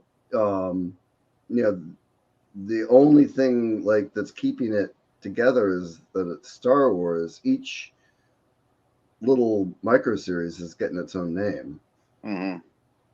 Yeah, so, technically they should all just be called Star Wars because it, like I said, it really does, because this is called Ahsoka, but really Sabine and Ezra and Thrawn are just as big a part. It could be Rebels live right. action. Right, because now I'm going to have to keep track that, Book of Boba Fett was between seasons 2 and 3 of Mandalorian. Ahsoka was between seasons 3 and 4 of Mandalorian. Yeah. Now, I read some, so I don't know how true any of this is. I did read something that there is supposedly a plan that would eventually bring all the series into like a movie that would tie up everything. A map? I don't know, or a mini. No, a movie. Stop it, Michael. Oh, I just got water all over me. I tried, Greg. I'm glad that worked. Mm-hmm. Okay, I had to make him turn red again. Bobby, they know I'm a little uptight with the J.J. Abrams map theme in the episode. Other than that, I've enjoyed Ahsoka terribly. I have qualms with different episodes, and that's why we're here. But I just, again, a map. I mean, come on, all right. Force Awakens. That's pretty much the whole setup for. I mean, that's the credits. Is a map. That was the final season of Rebels. It was about a map. It's Star Wars. Yeah. They do. It's either maps or plans. Maps or secret plans. Yeah. Well, yeah, but I mean, George made it work. Go ahead, Beamer. I agree with Roger though. The Force Awakens it got this section of the map and it fills in the whole rest of the thing. Okay, that was dumb. Yeah. They should have been able to extrapolate. We've got. I was saying, even if it was pieces of a map and we had to find more pieces, would have been better than just this is the one piece for the whole thing. Yeah, come on, man. The universe is only so big, and you're going to tell me that Leia and all the other Force sensitives can outfind Luke? I mean, come on. This is like, But okay, well, especially too because that map was kind of like there was sections of the map they had on both sides of what was missing. So if this planet's over here and this planet's over here, well, between them is the missing section. Yeah, I mean, come on. Now, Look, I do have a lot of respect for The Force Awakens. I mean, look, folks, they did their best to tell a Star Wars story for the fans. I think it was a mistake for them to do A New Hope all over again. I think that was a mistake. But when you look at The Force Awakens, oh my God, there is a lot to like. But And I will credit J.J. Abrams, but then J.J. Abrams in The Rise of Skywalker, yes, I know someone died, and he had to clean up a lot of stuff, but that blade, that, oh God, okay, now we don't have a map, now we have the Sith artifact. It's like, and it's okay. I understand what they were under, and man, I don't know what I would have come up with. So I'll throw the rock, but I'm also careful to acknowledge that I live in a glass house too. Yeah. Okay. But really, those are just some of those Star Wars tropes, Oh, There's hi, always, Bobby. Hi, Greg. I'd like to introduce both of you. there's always some mystical whatchamacallit that, Granted, yes. that's just whether it's the holocron that they were looking for on Clone Wars, or it's the little round devices they were looking for here in Ahsoka, or you name it. There's a lot of them. So yeah, there is. And folks, like I said, and they build Death Star. So I mean, yeah, because there are what 3 of those in the entire series so far. So I was a bit disappointed when Balin cut off from Shin. I get it. I missed that she had been changing ever since he mentioned basically ultimate power. The fire lit up. I mean, she was a student, Padawan, whatever, agent, however you want to make it. But when he mentioned the whole concept, which I believe still is Abeloth, but whatever, she changed and she started answering him back, started doing stuff, and he realized they're not a team anymore. He says, "Look, your path, go and take your place in the Empire." I mean, that was almost like, all right, you go do what you're destined to do and go be a minion in the Empire. My path is somewhere else. But do you think she really will? I don't think she understood what he meant. I think it would have worked better if he had presented it as a choice rather than I'm dismissing you because it's different. Yeah. I think it would have been a better of here's where this is headed, and you have a path that way if you want to go. Here's what I'm doing, and you can come with me or not.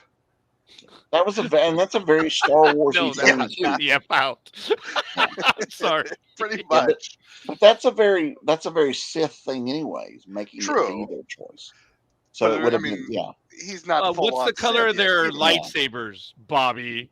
They're orange. Well, so Ahsoka has white lightsabers now, so the color thing has I really miss the green lightsabers, but. I do, but I do want to say that I appreciate that it's getting more complex. There's more, and he is a true believer in it. I'm not going to repeat what I talked about in the other episodes, but this is like where the Force started.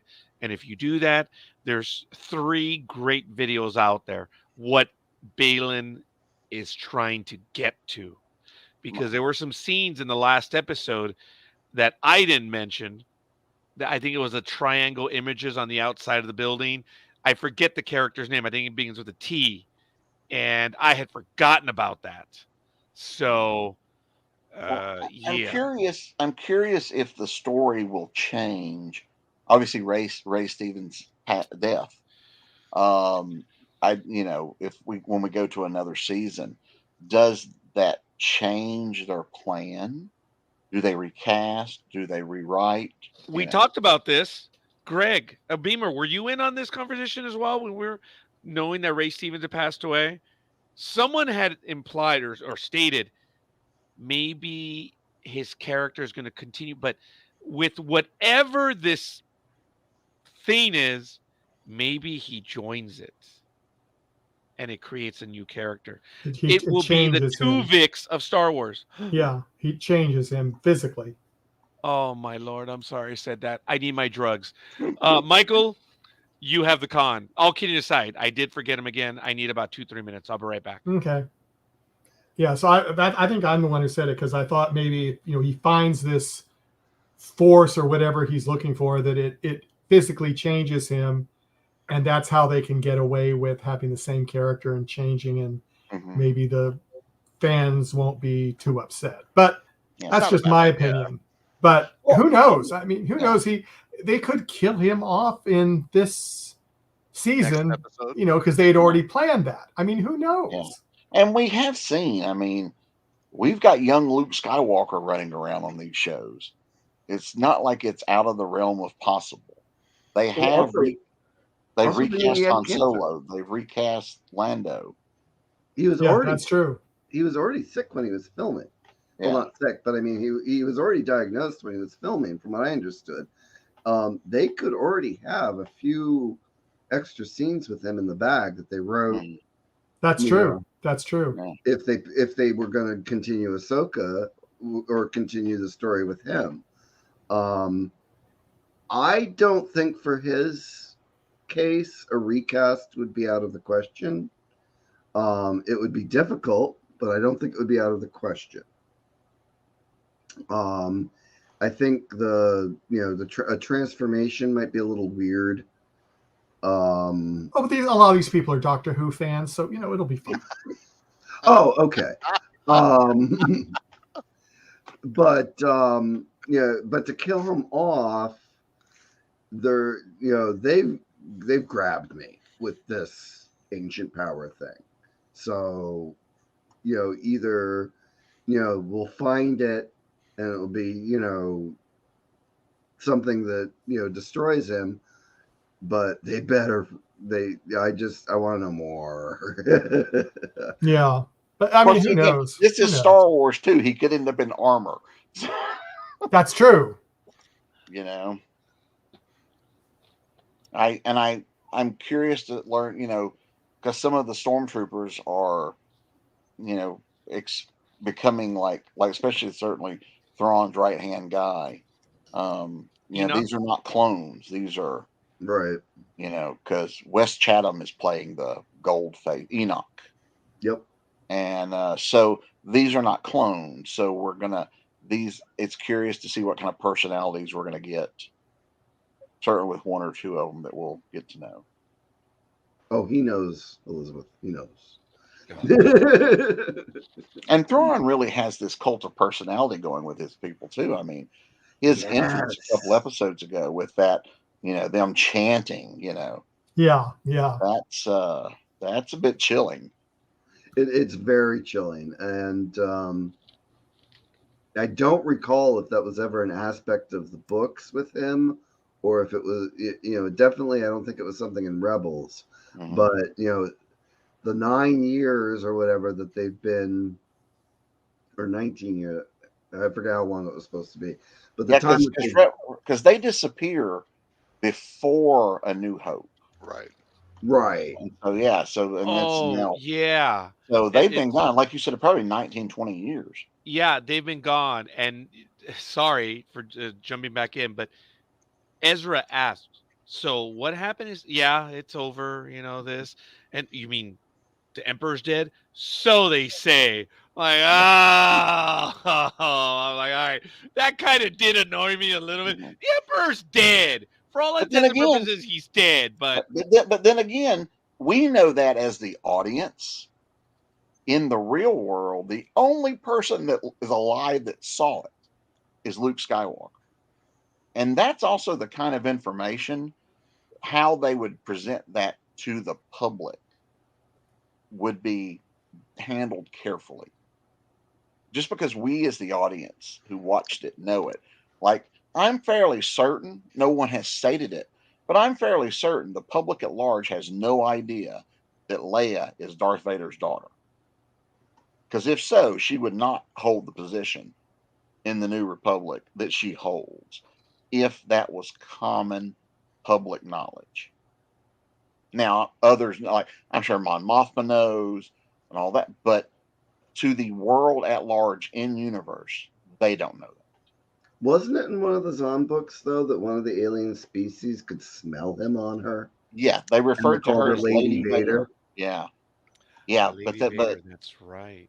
Yeah, but to people living on Coruscant or what, that's not the kind of stuff that would be classified top secret, that like it's probably, you know, like even keeping Luke, the fact that Vader is Luke's father, you know, away, Yeah, you know, but that's something that kind of they would not be told to the general public. I think the world at large doesn't know that Anakin Skywalker became Darth Vader, Exactly. and so Right. they're able Like to keep that separated. right, like Thrawn, because Thrawn, you know, doesn't say Vader. He's it's Anakin. General Skywalker, you know. Yeah. He's high And enough; he might have known, or he probably figured If it the out. But Inquisitors knew, Vader knew. I mean, yeah, Yeah, Thrawn he knew. Thrawn did. knew. right. Didn't But they have that relationship in some of the stories where right, Thrawn kind of screwed with Vader over right. that? But Thrawn doesn't throw it out because maybe Right. the witches don't know. Maybe the stormtroopers don't know, and he is around them when he's Because talking he's high about enough. I think he's Anakin. high enough that he would have Yeah, known, but it also would have been known that we're not making this. You know, we're not telling people either. right. Because the Emperor. It's the same reason the Emperor. With the Emperor's people trust Darth Vader, knowing he was one of the greatest heroes of the Republic. Right. Well, There's that and always also even Vader doesn't consider himself Skywalker Anakin any longer. anymore. Yeah. right, Hmm. right. Because there's a great episode of Rebels where Ahsoka does face off against Darth Vader, and that's where she discovers it that he is Darth Vader. That's true. I forgot about And that. it's Yeah. one of those things that like so it's not like super common knowledge. It takes her by surprise. So yeah, so having that, and obviously having Hayden Christensen show up in last week and this week's episode was a nice Yeah, little we haven't callback. talked It's about so that. weird, you know, how much grief he took when the movies came out. And now we see him and we're like, oh, it's cool, he's back, you know. He's matured as an Yes. actor. The character is matured too. He's being better Clone, directed. yeah. There you Clone go. Wars and Clone Wars did a lot to rehabilitate the character as well Yeah, and make yeah. him more likable. Because the movies he is really not that likable. And, you know, and actually, in retrospect, and I've read some stuff about this, he's not supposed to be. Yeah. You know, for the He's a person that we spoiled know is teenager. the person that we know is going to turn into Vader. I mean, he's entitled, he's aggressive, he's an a-hole. You know, so you know, we're not supposed to like him. Mhm. My biggest fault, and I mentioned it last week, my biggest fault with the whole Anakin thing was the Anakin Padme thing that they dragged out in the middle of episode 2. Mhm. Just because it was so saccharine and forced and And they really had no pathetic. chemistry. No. Yeah. Lucas, look, I think he's a fine storyteller, but he is not a romantic storyteller. I mean, folks, I remember all the kids in school. I hadn't seen it yet, and all the kids in school, you know, elementary school kids, were coming in to tell me, "Oh, it was awful. The romance thing was stupid," and I'm going like, "This is made for them, and they're telling me it's stupid." I go, "How bad is it?" It was Wow. pretty bad. that was a genuine. I fast misfire. forward through a lot of those scenes when I rewatch episode 2. Folks, look, that's the problem with Star Wars is that Lucas, thank God, stole. I didn't. That was not a Freudian slip. Whoa. Acquire. Told stories directed at 12-year-olds. Mhm. I mean, wow. I mean, this guy made movies for us as kids. This was awesome. The problem is we know what happens, and to get what happens in 4, 5, and 6, you have to tell 1, 2, and 3. And sadly, there's some heavy, heavy stuff that happens in it. Well, and there's a lot of stuff too that it seems like they were so into telling us something else that they're like in the third episode, like, oh crap, there's a whole lot we've got to do. And Yeah, so the dude, he third needed movie is Gary like, Kurtz. yeah, Gary Kurtz is the one that kept him honest in movies 1 and 2. They had a falling out Mhm. in the third one, and it's a shame. This isn't I would shot I would against. also give Marsha a lot of credit. His Yes, ex-wife, yes, because she edited those first 3 or the first yeah. 2, whatever. You know, she was a big part I of don't remember. that I think helped a Yeah. lot. Yeah, because by the time you get to the prequels, George Lucas has reached a point where nobody tells him no. George says, "We're going to do this. Great, we'll make that happen." That's it. There was no one there to stand up and go, "George, that's to reel not him back smart in. Yeah. There was no Gary Kurtz. Right. And to Lucas's credit, And though, I mean, no matter Lucas... how. No, go ahead. I was going to say, and no matter how like I like to think every word I write is gold, but I need an editor just like anybody else. You know, we get in our own heads and we see something that we don't necessarily explain it as well as we see it, or we don't put it into practice. And I think that's part of it. Lucas has these grand ideas. He just needs something to help put them all together. Greg, you were going to say? Oh, to his credit, and I mean, I think this is something that the current team has really pushed forward on. Lucas scrutinized everything that was going to be visual, and everything's gorgeous. I mean, from the creatures to the makeup to the costumes, to the ships. It was the one consistency through everything. And when going back to the prequels and polishing things up a little bit, and giving the things like the Naboo ships, that Art Deco 1920s look, to make it look a little older than the stuff that had the 1950s serial film look. I mean, it was genius from a design perspective. I mean, they were gorgeous. Yeah. Well, George was really, George is brilliant when it comes to things like you said, design and all. He knows what kids like. That'll make a good toy. I mean, he was brilliant with what we would, want to collect, and putting it together and what makes it, visually sing.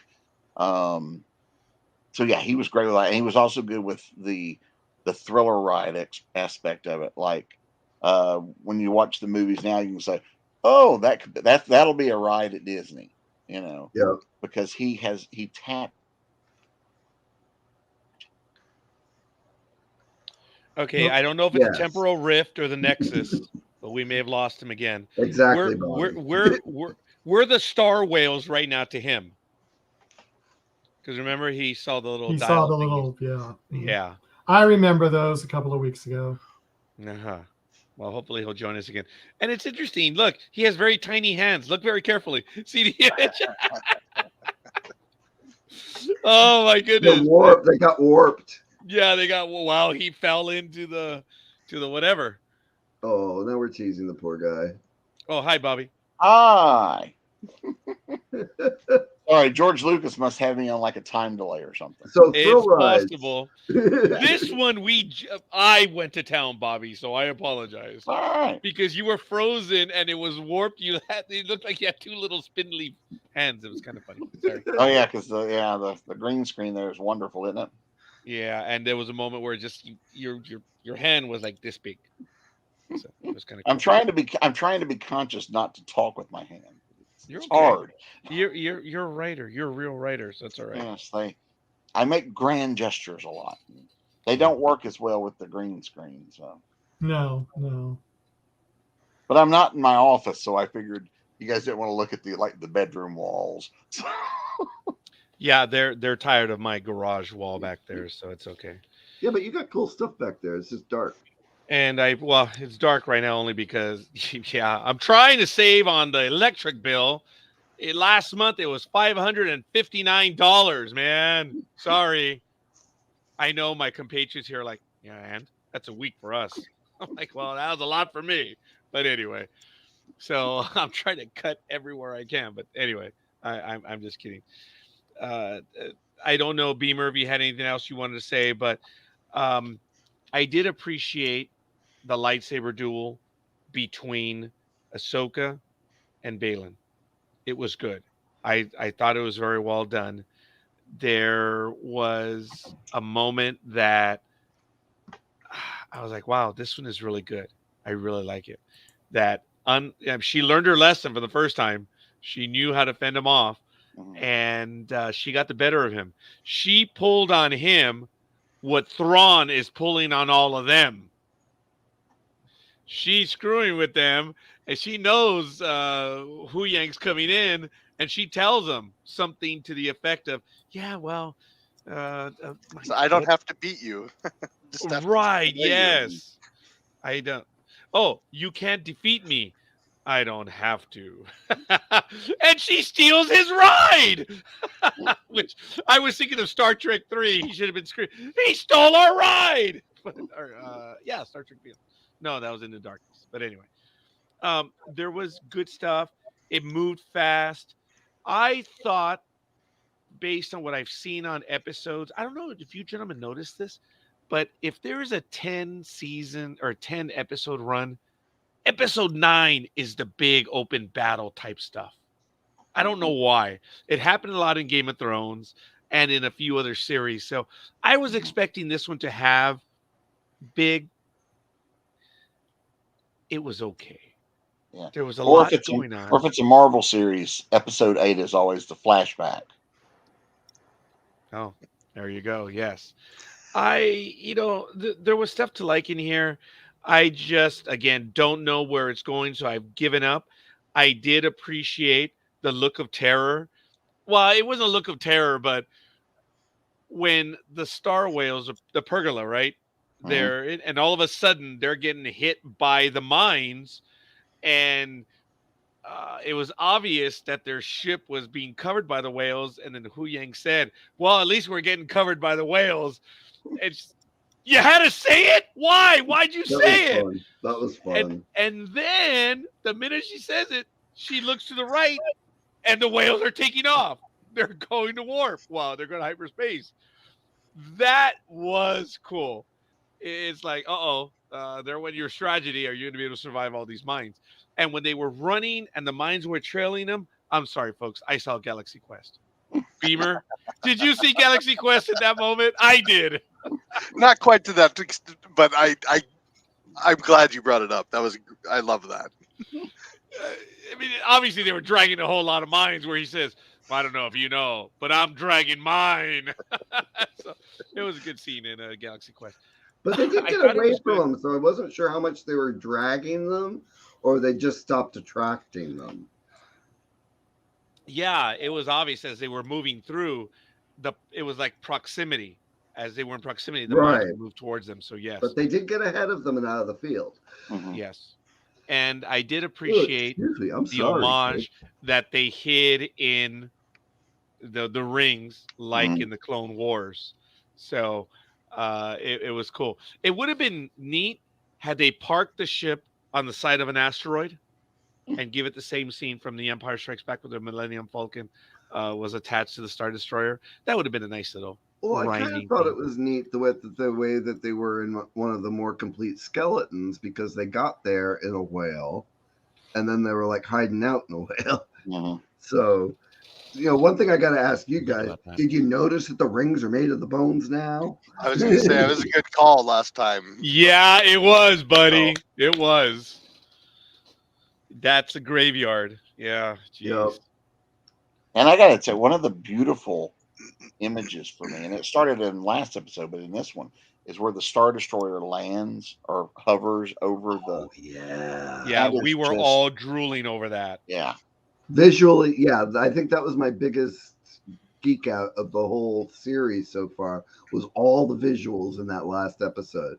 It's like they saved all these grand cinematic Star Wars visuals for that one episode. Mm-hmm. Although there's a few good ones in here. I like the long shot when Hu Yang was watching the battle and he said, "Oh, good, they're all together again." And I like, I wish there was more of that as he was flying the ship around, but I know they had to get in on the heroes. But you can see the light say, the visuals on it were really good and it looked beautiful in HD. Oh, I didn't listen to this one with headphones on. Well, now you have an excuse to do so. I've noticed that we talk about relationships that it doesn't look right between the characters. It's because, of course, they're met. There's no chemistry or whatever.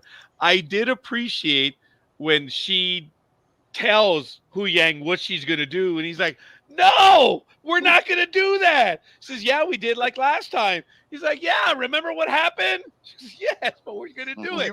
You messed up your timing, and I felt really bad. No, you didn't. Guys, that felt real. That was, people that had been through the stuff. But those are two professional actors. And look, Yeah. Right, obviously they have a bit of chemistry. Yeah, but also because some of these characters are like David Tennant was in previous series voicing the character, but he played against a different Ahsoka. Yeah. So the fact that some of these characters are we still feel they feel like those characters, even though there are different actors playing them. Yeah, I got to tell you, and I appreciate that, Bobby. I did enjoy that. That was one where I genuinely chuckled because it looked real. It was the team. It was a moment that, okay, what's our plan? You're going to fly by. I'm going to jump out. And that's how we're going to do it. He's like, no. Well, and even though David Tennant is not physically there, they have given that droid kind of his mannerisms when he walks. Yes, they the way have. he moves his head, and I think it's what they did for Robin Williams. Remember, Robin Williams did not voice the drawing. He did the voiceover, and then they matched him. Yeah. That was the brilliance of Aladdin and maybe a few others. In this one, I think it's the same thing. They're tailoring it to his voice, and they have an awesome connection. Maybe and he's studying how he moves, and yeah, because I get those, especially in the head tilts and when he's talking to her. I really get a sense that it feels like the actor that's playing him. Yes. Now, there's another thing that I wanted to point out that, okay, there's two things. Forgive me. Number one, Thrawn asked the witches to find Ahsoka, and they couldn't find Ahsoka until she contacted Sabine. So it's like they read the Force, the language. That's how they homed in on her, because when she tried to contact Sabine, they said, okay, she's right there. And it was interesting how the ring had weapons on, started opening fire, which I thought was kind of cool. And the other thing was, and I'm going to ask your comments on that, but the other thing was what Balin tells Shin. He says, one final lesson and I know you're not listening, but says, impatience for victory will guarantee defeat. And lo and behold, that's exactly what happened. That's what happened to her in the battle. Because she was going for the kill. She was fire. Remember, she was like, and it was funny how he said, wait. That was okay. It was kind of funny when Ezra did it. I don't know how real that would have been, but yeah, it was. And it was so disgusting to Michael that Michael just told me that he would be right back. So I don't know. We're gonna ask him to follow up. But what were your thoughts on those things and other stuff in this episode? I like the fact too that Ahsoka until she sees him, Ahsoka has kind of assumed Ezra's dead, because Ezra being more powerful in the Force, reaching out to him would have been easier. And she has kind of maintained, and she even says it in there, up until this, I kind of thought he was dead. And I think that, it's one of those things too. I'm glad they kept that in there that way, because we as the audience know he's alive, but she as a character there did not. Yeah. And they didn't just have her suddenly know that. The impression I got, Bobby, was that she does not believe he's dead, or she believes he's dead. Right. Yeah. No, she even says it at one point that I didn't believe her when she told me he was alive. Yeah. And why would you? I mean, it's the fact that they're alive and are healthy at this stage of the game is pretty much a miracle. Yeah. And knowing the distance, it's crazy. Yeah. Now, folks, I need to back up. What did Thrawn ask the witches for in the last episode? because in this episode he asked for their help to find Ahsoka, and they delivered. He said, "I am in need of your magic." One more time. What was it that he was asking for in the last They episode? haven't elaborated on that Yeah, yet. I haven't filled on that one yet. Okay, But fair enough.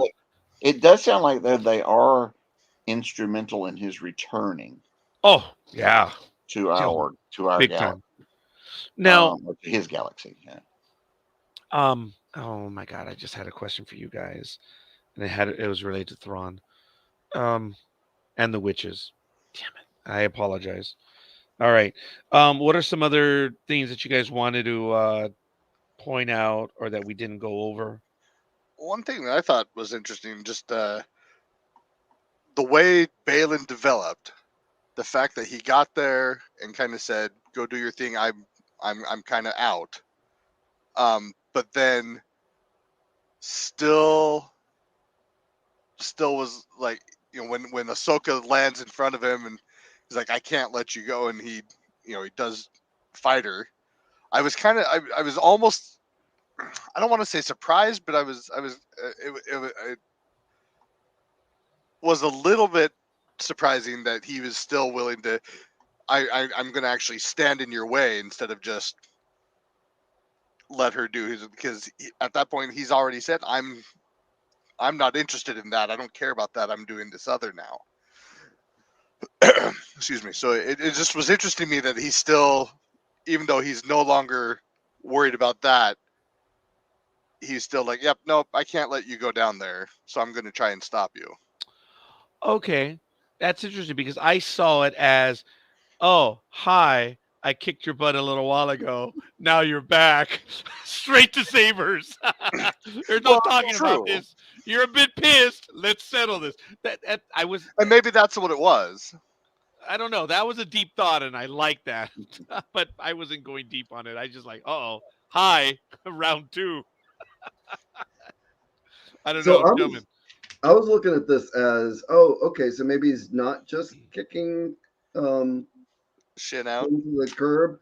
That he basically maybe could have seen that if Ahsoka joins up with Sabine and Ezra, then Shin will definitely fail. And maybe, And yeah, and that could have been part of it too. Is just still some, you know, I need to support them in some ways still. yeah, because I mean, if he was just interested in whatever he's searching for, he would have gone. But he knew she was coming, and so I think there, he was trying to prevent. I think he generally was trying to prevent her from, hindering Shin's success. But it definitely added to the whole episode in my Yeah, opinion. no, I thought I the think it was. reenact was great. I think it was the better way to do it. I just when she first landed and he was like, "Yep, we're gonna do this." And for the second, I was like, "Really?"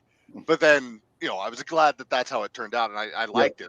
It made sense. It just for that moment, I was like, "Oh, really? You're still?" Yeah, But then, and I'm glad that their fight looked good the way they did it. To echo what Palpatine said earlier, that scene looked really good. I thought the scene with the kids and the caravan was more effective with the caravan surrounding them than Sabine's fight, with the mercenary creature people while they were still earlier. running. Yeah. So visually, yeah, the fight scene was that much more satisfying, and more consistent with the other things they've done. I'm hoping that one, um, you know, with Sabine earlier was just an anomaly. Yeah. And my guess is if that's the case, even they probably weren't that happy with it. Probably. The thing now, if you think about it, which we are, Sabine and Ezra, they're dangerous together. That's why I They're wanted them to be raised parents. Oh yeah. Well, hey, we still. Well, yeah. Actually, we do have the answer to that. Yeah. Mhm. Um, good old Palpatine is a grandpa in the movie. I certainly am not, so that's okay. Lothcat but had a is comment. he or is one of his clones? I'm not prepared to answer that at this point in time. That's funny. Well, it would have to be him because it was, remember, the parents are his kids. He's the Right. grandparent to Rey, so I think he was still alive, but I don't know. But he was an old man in episode 1. Dude, when he became prune face, I thought he lost all the ability, but apparently not. He was able to have kids, so whatever. Hey, ultimate power, ultimate happiness, I guess, because it does corrupt, absolutely. It's good to be emperor. Oh, damn right it is. I'm sorry. I am the Senate. I'm sorry. Yeah, it's good stuff. Some other thoughts, gentlemen. What else did we not go over? Lothcat said the nudie battle was more cute than fierce. Yes. The way you said it, it sounded like a D instead of a T. It's my accent. I know, but it's still funny. It made it sound like they were all fighting sans clothes or something. Yeah. Gentlemen, again, I apologize. I have a thick accent, and I know it's difficult to understand. Oh, it's so thick. I appreciate your patience and understanding for this poor child of minorities. So it's so thick.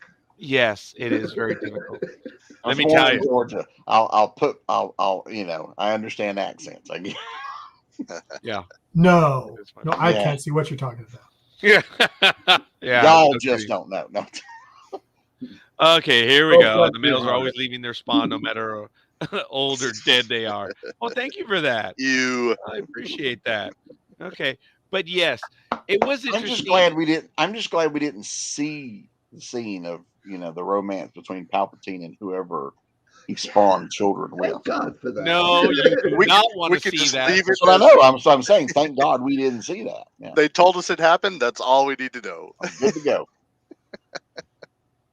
Well, family dynamics in movies too are always weird. How like a character can be an only child, but then they decide to do a spinoff, so their nephew or niece shows up. There's a missing component there. Yeah, and especially when they said, "I thought you were the only son," or whatever. There's always some connection that we know about. Adopted. Right.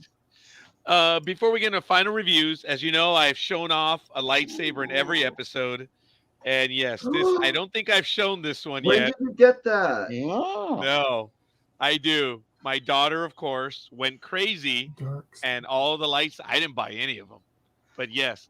Can anyone guess which lightsaber this is? Bobby, they've been good. I have shown every lightsaber that I have. They've been very close on almost all of them. They were either right or close. I don't know about this one. I'm taking bets. Are you going to know? Michael, do you know what this is from? I think so, but I'm not saying anything. Oh, okay. Anyone else want to take a wild guess on which lightsaber, if it even is a lightsaber? I'm guessing it's the dark saber. Okay, that's what I was. That's what I was thinking, but I was scared to say it because I've been wrong all the. Oh, did you hear that? Oh, it makes all the noises and stuff. Yeah, the sound script for the dark saber is awesome. Folks, this is Star Wars stuff. This is a heavy hilt. The blade itself is very heavy, like the Palpatine one. The Mace Windu was rather light, but I don't know if you can tell, but it's heavy. I like that they figured out how to make the blade look like that. Mm-hmm. What is cool about this lightsaber is you're able to remove the blade and carry the hilt for cosplay. So nice. that is kind of neat. There's another button on this, what's that one? Oh, yeah, it's the off button. Sorry. So you have the activator, and you see it's kind of cool because it's still lit up right here. And then you start her up. There it is. Oh, the same button turns it on and turns it off. Okay. So yes, cool how buttons work. It's cool for this show because Sabine carried that for a while. Yeah, he did. The other button activates the sound effects. So it's kind of neat. It is cool. I just cannot get over as to how heavy it is. It is, yeah, for a toy. If I were to use just the hilt, self-defense, but that's okay. Well, Lothcat says heavy hilt should be easy for you there, Palpatine. I don't No, know. he hasn't earned it yet. He didn't win it in battle. ooh. Yes. So you're Yeah. going to take it away from him, my beamer? You know, we keep talking about what haven't we talked about? You know what we haven't talked about? Hologram Anakin. Yes, there's a lot still. Mhm. Go ahead, Darth, please. So it was good to see Anakin back. The CG euthanine was pretty good. Again, of course, being the semi-transparent hologram might have helped. I thought it was interesting that his scar looked more recent for these recordings, and also there are 20 of them. Mhm. So I'm anticipating more of this. If not in Ahsoka, maybe in something with Grogu. I like Mhm. that Hu Yang was impressed that he had done that too. Yes. That he had took the time and recorded those messages, those teachings for his Padawan. Yes, because I don't think Hu Yang knows that he's Darth Vader. I don't think so either. I don't think Ahsoka has revealed that. Yeah. Right, because because as bad as Darth Vader was, Ahsoka still feels the need to protect Anakin. So yeah, that wouldn't be something she would share with, like in the Rebels episode where she discovers the truth. She doesn't tell the Right. rest of the crew. No, But that's right. You know, and in the final episode of Clone Wars when they face off again, it's one of those things where it's they know but nobody else does. Like I don't even think she tells Rex that Anakin is Darth Vader. And so yeah, it's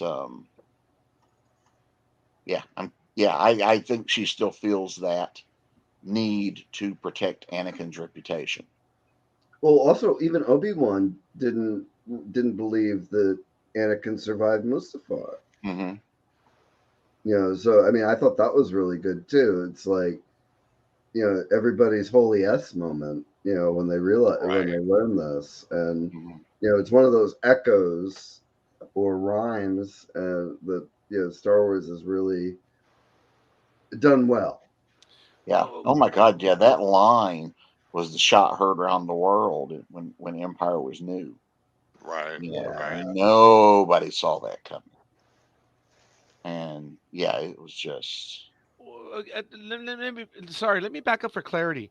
You're telling me that Obi-Wan did not know that? Well, no. I Okay. think You know what? I Obi-Wan misunderstood. I No, think Obi-Wan lied to himself. I think it was probably easier for Obi-Wan to just think of Anakin as dead but and Darth Vader as someone else. okay. Yeah, from a certain point of view, right? When he Right. has to come clean. Right. I think it's just one of those things because we've seen that a lot in this universe too. People that have kind of like, it's Convinced themselves. convinced themselves. Yeah. Yeah. Oh, Because like the senator from well, you know what? early on? Obi-Wan feels like he failed. And Yeah, he did. so it's just easier for him to not see Darth Vader and go, "Oh my God, there's my friend doing all this." Also, the security recording that Yoda found, there was no audio. Mm-hmm. So you didn't hear the repeat of Rise, Lord Vader. Right. You just saw, Anakin kneeling before the Emperor. Yeah. Yeah, but I think they saw them slaughter the younglings. Yeah. Well, I mean, Obi-Wan knows because in the Obi-Wan series, when Vader shows up, he It's knows. confirmed, and he can't deny He it starts anymore. to feel him. Yeah. Yeah. Yeah. And But then his uncle, Luke's uncle, knows who it is. yeah, but also though, I mean, if you're Obi-Wan Kenobi and Luke Skywalker has come up to you and you need Luke to help you do something, you're not going to say, by the way, the biggest bad guy in the galaxy is your father. because that would just throw Luke into, because Luke is not it takes Luke a minute to grow into hero. He is very much a kid at the beginning of A New Hope.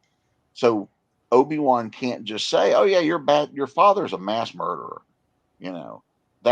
That's not the way to get Luke going the way Luke needs to go. And the way they did the dialogue in Obi-Wan in the last scenes with Anakin and Obi-Wan, they were smart in the way they wrote the retcon. Mm-hmm.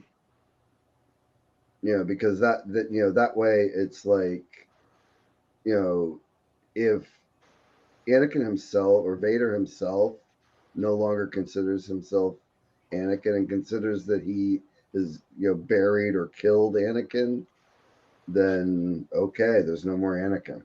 Yeah, because then he says it in Return of the Jedi. It's too late for me. Yeah, because in Empire Strikes Back, he has that line of when the Emperor is talking about Luke Skywalker, Vader does not go, "My son." It's the son of Skywalker. Is to Darth Vader, he has become another person. Right. Okay. Whoa. Okay. Edition only. Look at what Lothcat said. Sorry, but don't you think Huang is smart enough to figure it out? I mean, he's very old and has seen so much. I assumed, and I'm going with it, he knows. And then, all right, Lothcat, I've got issues with this. I think that's exactly how Huang feels. He has pushed the truth into a forgotten file in his memory because he can't deal with this. Or even if he has figured it out, because Ahsoka's never said anything, maybe he just doesn't want to let her know, Well, and I agree that he's smart enough to figure it out, but you have to have certain amounts of evidence to put it all together. He may have just not had, she's, like we said, I don't think she's pointing out the steps in between. Yeah. So, and really, I mean, again, this is one of those things we know as the audience, but why would you assume that Darth Vader was anything other than Darth Vader? Because it's human nature to assume. Come on, Bobby. It is. All right. Well, look, fair enough. I know that some of us are getting tired. I can tell. I can see it. And some of the hosts are suffering. What are some of the other comments that you want to add to it? And then I'm going to do the review, get the grade in there. And if you want to keep on talking, we can. But otherwise, I know several of the souls here are very tired. So is there any last minute things that Michael or Darth wanted to add? And I know I sold him down the river, didn't I? Yeah, pretty much. And just because you sold me down the river, I'm going to say I rest my case. Wow. Okay then. It's entertaining. Go ahead, Greg. I like the thing with the witches locating. I mean, visually, the witches locating Ahsoka. I enjoyed that. Lothcat mentioned it earlier, but like the thing with the Noti, I thought was absolutely adorable. When they were using like slingshots and stuff, and I kind of thought their little caravan things were cool with all the different like things that opened and closed, and I liked their interactions with Ezra. I mean, yeah, it was kind of Ewok-y, but very Star Warsy at the same time. I still don't think Shin is going to be Phasma. She's too short. Unless she gets artificial legs to make her taller. But I love this episode. Loved it. Wow. Okay. Fair enough. Like I said, I'm going to invite my co-hosts. I want to still stay on and have a conversation, but I can tell they're getting tired. That's why I apologize. So I want to know, what is your grade on it, Greg? What did you think? Let's go back to that. I'm giving this one an A-, and then a minus is only for the awkward opening sequence. I apologize. I cannot believe I put my notes away. I don't know why I did that. I've got to write this down. I'm so sorry. Let me go back to it. Yes. See, these are all my Star Wars notes. See, this folder was first done for Star Wars Andor, and I have my Andor notes, but I'm adding in the Ahsoka ones. And you're like, wow, this guy's a psycho. Yeah, well, whatever. All right. behind the scenes podcasting information here, folks. Oh, yes. I appreciate that. So what was it, Greg? An A minus? A minus. Michael. B. Wow. Wonder what Lothcat's going to say. I wonder if her memory's been confused by her statement. Bobby. I'll give it an A. I really enjoyed this episode. Quite impressed with it. Beamer. B. Nope. We lost Bobby. The hell's the matter with you, Lothcat? Elizabeth gave it an A+. Bobby couldn't take it. That's funny. Oh, did we lose Bobby? Yes. Oh, that's funny. Right when the A popped up. Right as he gave his grade, he Oh disappeared. no! When Lothcat's A came up, that's when he Okay, disappeared. there's Darth Bob. All right, I hit the Bobby. wrong button. Were you disgusted with the grade? The minute the A showed up, we lost you. No, I picked up when I picked up the mouse to do something. It hit the wrong button. Sorry about that. So Elizabeth A+, Bobby an A, Greg A-, Beamer a B, Michael a B. I mean, it wasn't a bad episode. No, Lothcat said A. Oh, He said, I'm sorry. Yes. Okay, not Well, quite. I wouldn't even call a B calling it a bad episode. I mean, it just wasn't your favorite, but it was. Right. No, if we were doing on a scale of 10, a B would still be somewhere in the 8s. Yeah. B is still passing. Oh, heck yeah. A C is just pedestrian, folks. That's all it is. B is, it's like very good. I suppose an A is outstanding, but whatever. All right, just to be that way. I don't know why, but I'm edging to a B to even a B. No, it's not a B minus. I'm going to give it a B plus. So there it is. So it went from a B all the way through to an A. So it's an A minus, B plus, B, and a B. Wow, that's not bad. So what I've commented on in the past is when you think of the grading scales and where we are, I remember there was one episode. Remember, I think we were all either A minus or B plus. I remember that. And when we're in a range, it says a lot about the episode. This was far from lame. It was a good episode. There was a lot going on. It's just, I think iBeamer said it earlier. He says, we got one episode to go, damn it. And he didn't say it that way. Yeah, if this was a 10 episode series, I think I would have been much happier with this episode. But we've only got one left, and hopefully it's longer than 30 minutes. Do we know the length of that episode? Because sometimes they let that out in advance. I don't know if we do yet. I don't think they have yet. Is the teaser already up for episode 8? Oh no. Probably not for a few more days. Okay. Maybe tomorrow. I think Fridays they do them. Oh, got it. What I thought was interesting is that Syndulla is taller than C-3PO. I just thought that was funny. It was good. But I was all right with it. All right. Well, like I say, I know, Greg, that is very late, and I apologize, but it's all good. I'm sorry. It's just been a very long day. Dude, I can tell. You're not saying anything, but I can tell you're tired. And I imagine Michael is as well. But for those that wish to continue, we can go ahead and do so. Beamer, I think you're still in.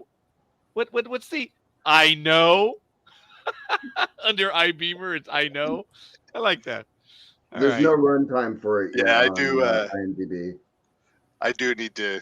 Yeah, I'll be headed home, so I won't. You're be still sticking at around work. either, I mean, I'm off work, but I'm at work. Yes. Yeah, and I appreciate that you spend time with us, and I know you're doing that sacrifice, and we thank you for that. Oh no. So, Take care, Beamer. So, you guys have a good one. I'll be back next week. sounds great. So, yeah. All right, appreciate that. Well, folks, obviously, I don't know if we're going to be ending. I just know that I wanted to get that in at the 2-hour mark. And there was a lot to talk about in this episode. It's a good episode. I don't believe it's an AAA episode, but whatever, Lothcat. And also, that's not going to happen. no, it's not going to happen. So I just want to, even Greg's, you know, even he's saying no, it's not going to happen. So I said AAA. So do you stutter? But all kidding aside, um, I don't like playing the woulda, coulda, shoulda, but wow, what's going to happen? It is wide open. Well, if we according get a to cliffhanger, I'll be IMDb, excited for more of it. But if we don't get a cliffhanger, it's going to be a very Star Trek Next Generation wrap up. as I said, Go according ahead. to IMDb, Oh, we do have some information. there's only 3 top casts listed so far in episode 8. That's it, which is interesting. And it's interesting who they are. Oh, I just was looking for the runtime. Yeah, I was looking for the runtime. Yeah, but that's not. They don't even have that. So, they list Ahsoka, Sabine, and Captain Enoch, and that's it so far. So they don't want us to know anything yet. Well, that means they haven't let the information out. That's correct. Well, I mean, I would expect Balin and Shin and Well, probably, but they haven't announced that yet. So, what do you? Yeah. We've talked about this, and I want to throw it to my co-host if they wish to stay on. What do you look? I'm a fan of Ray Stevens, before and after. I've always been. Bobby, I discovered him in the HBO series Rome. Rome is awesome. How Titus Pulo brought down the Roman Empire in the very first episode. He was awesome, and everything else he did. I did not know. I think it was the second episode, right, gentlemen, when you explained to me that he had passed away, and I was crushed, Bobby. I missed it.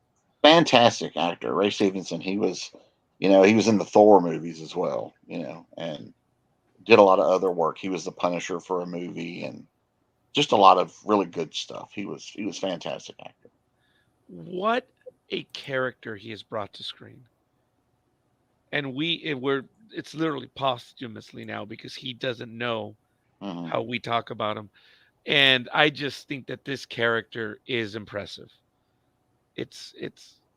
I don't know how much of it is colored because of his passing, because someone's passing can change everything, your opinion. I'm sure it is a little bit, but gosh darn it, he is a cool character. Well, I was already excited. Got such screen presence. Yeah, I was already excited about him being in this because, like I said, I do love his work.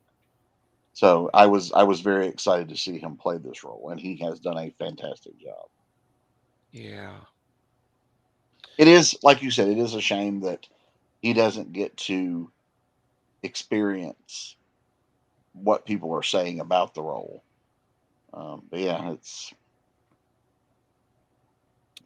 Yeah, I was just so disappointed to learn, because I've appreciated his work. It's great. Yes. If he's involved, but I second that. There, I would recommend Rome to anyone. Rome is really only good. 2 seasons. It's only 2 seasons. It's not a long binge. Definitely not for the kids. Really, Bobby? Yeah. Which part? Lots of parts. Michael, did you see Rome? I did not see Rome. Wow. Yeah, it's really good. It's really good. And it's a really good historical drama. I know my history, so I was like, well, okay, it was kind of easy to follow along. And I'm not gonna spoil it for anyone, knowing that the whole cast was amazing. Oh yeah. Oh my goodness. There's also a lot of people that became famous later. So when you see them, you're like, oh, and yes.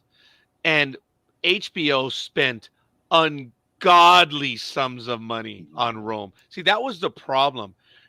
They did it for Game of Thrones, but obviously it worked for Game of Thrones. It didn't work for Rome. And that was a sad thing. I guess it wasn't as exciting as Game of Thrones because it was so well done. And Michael, if you ever get a chance to watch it, it's on HBO. The money that they put in that series, it was impressive. Well, I think in those early days, especially HBO's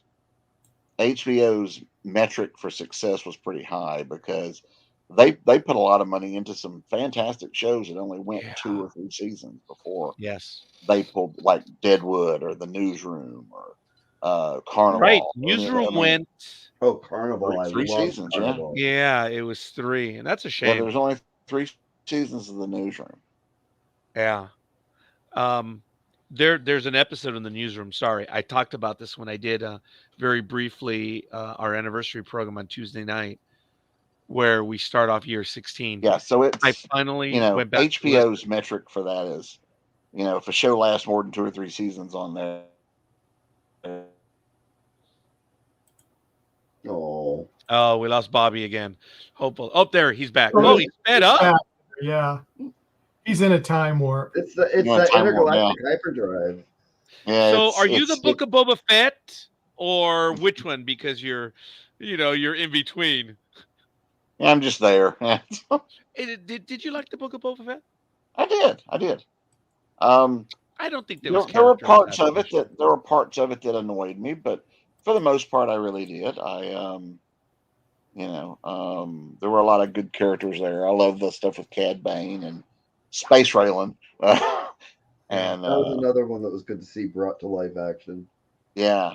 Oh, and yeah, we were talking about Deadwood. Like, there's a Yep. nice Holy Deadwood because Timothy Olyphant is obviously playing the sheriff. Yeah. But I don't know if you guys know this. The bartender in the alien bartender is the guy that played the bartender in the saloon on Deadwood, W. Earl Brown.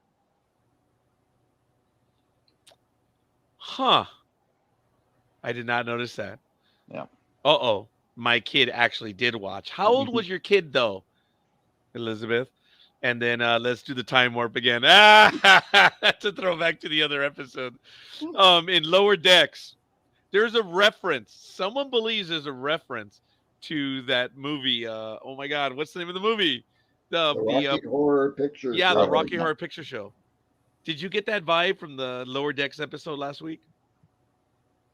I don't watch. Bobby doesn't watch Lower Decks. I don't watch. I tried. I can't. It's not for me. Understood. All right, fair enough. Yeah. So no, you wouldn't have that answer. I wouldn't have that answer. So, okay, that's fair. Well, cool. Before I head off, because this is a show called Trekking Across the Universe. Oh, Today is the premiered 36 years ago. Today, Next Generation premiered. Yeah.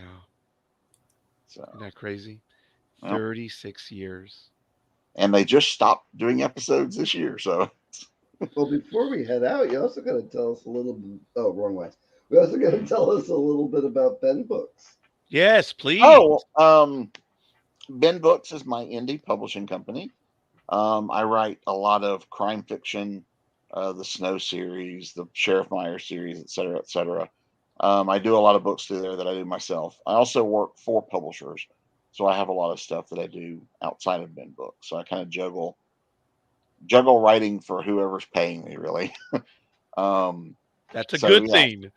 Yeah, but I first started Ben Books when I got the rights back from the publisher to my first novel, which was called Evil Ways, and I wanted to get it back out, so I just republished it myself, and that kind of opened the door. That happened a couple of times where I'd get my rights back after a certain period of time, and I would just do them myself. So I started writing books specifically to do myself, and became a publisher without intending to. So it's fun. I enjoy it. I have this little world of crime fiction stuff that exists in their own little world, but then I also write stuff like the pulpy stuff and some horror and some sci-fi on the side too. But yeah, Bobby, cool. Folks, as a fan, you gotta check it out. It's benbooks.com, but it's Bobby Nash, your website, please. BobbyNash.com, yeah. But, and I also, I've worked with Michael. I've written some scripts for some of the films that he's produced.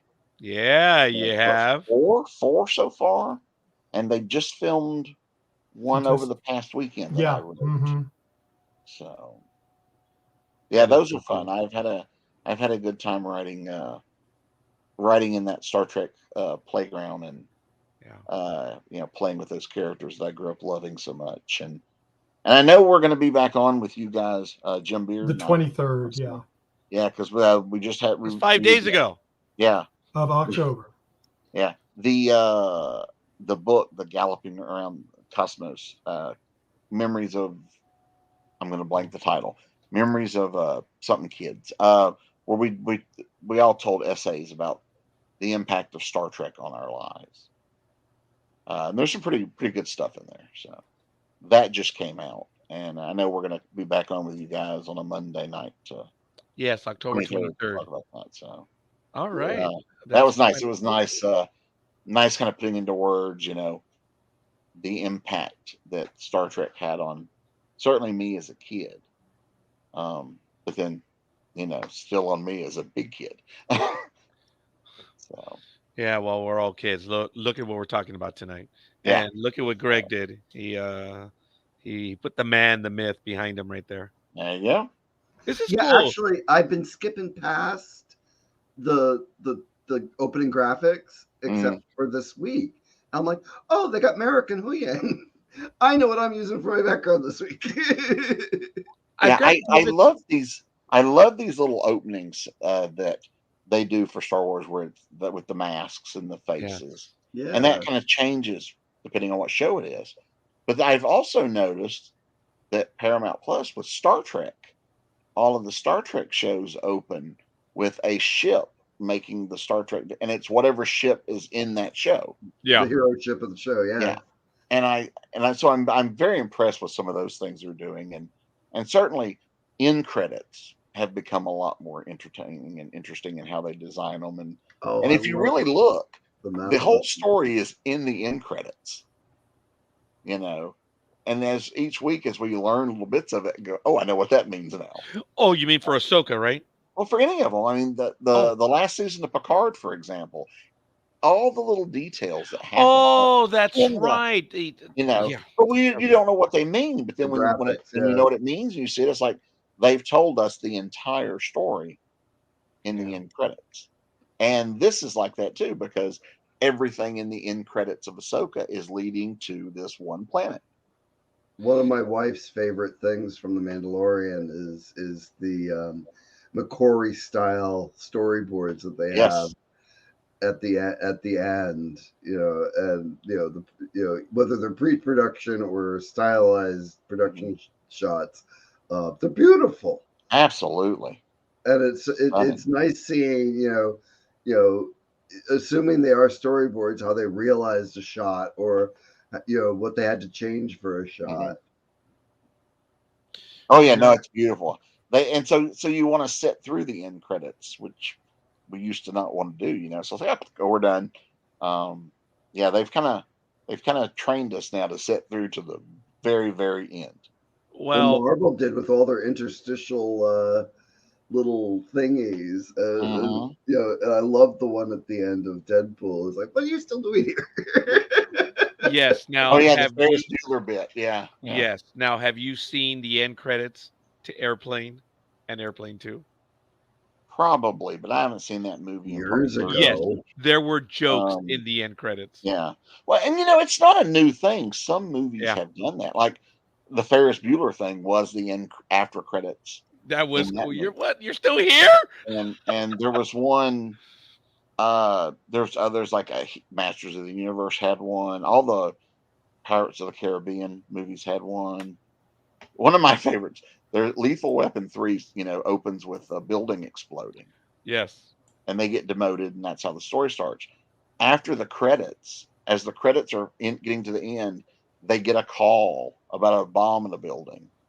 And after the last bit of the credit rolls, it pulls up, and you just see the car pull up to the building, and you don't even see them. You just see the car, and he goes, "We'll just go take a look." And the building explodes, and they're like, "Back up, back up. Nobody's seen us yet. Back up."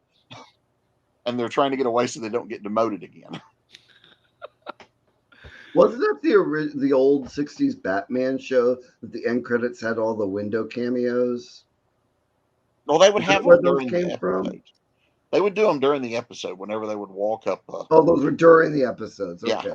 Whenever they would walk. That was a big deal. I had a hard time remembering where they were in those, because like the video game made a big thing of it. Yeah, there's a reel out there of all of them. Yeah, at least once an episode, they would have to climb a building.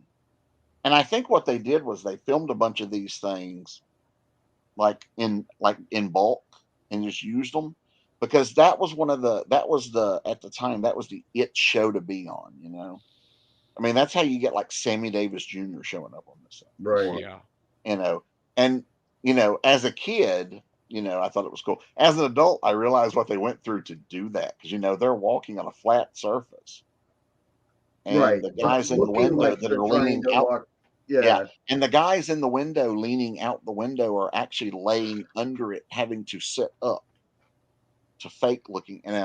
So I'm amazed it looks as good as it does. Yeah. But I'm a big student of how they did some of those things, and things I've discovered. They did a lot of stuff in bulk. Certainly a lot of Batman and Green Hornet. There's a lot of reused footage. Oh, Like in a 22-minute episode, 10 minutes of it's reused footage. Yeah, Star Trek reused matte paintings. Yeah. The shots of the Enterprise were they through the production series. They used all three.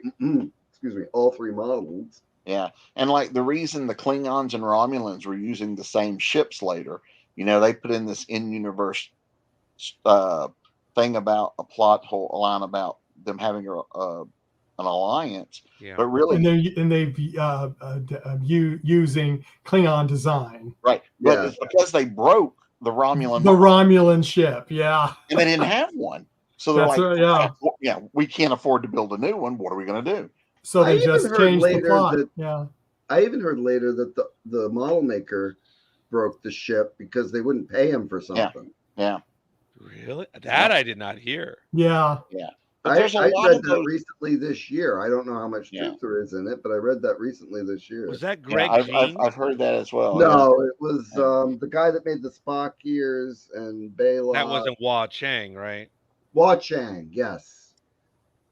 I thought you said somebody else's name. I did. At first I said Greg Jean, but I guess he was in the newer stuff. Hua Chang, yeah, he's the one that did the balsa wood phasers and all that stuff. Yeah, that guy was talented. Yeah, and so there's a lot of things that I didn't realize, like Mission Impossible.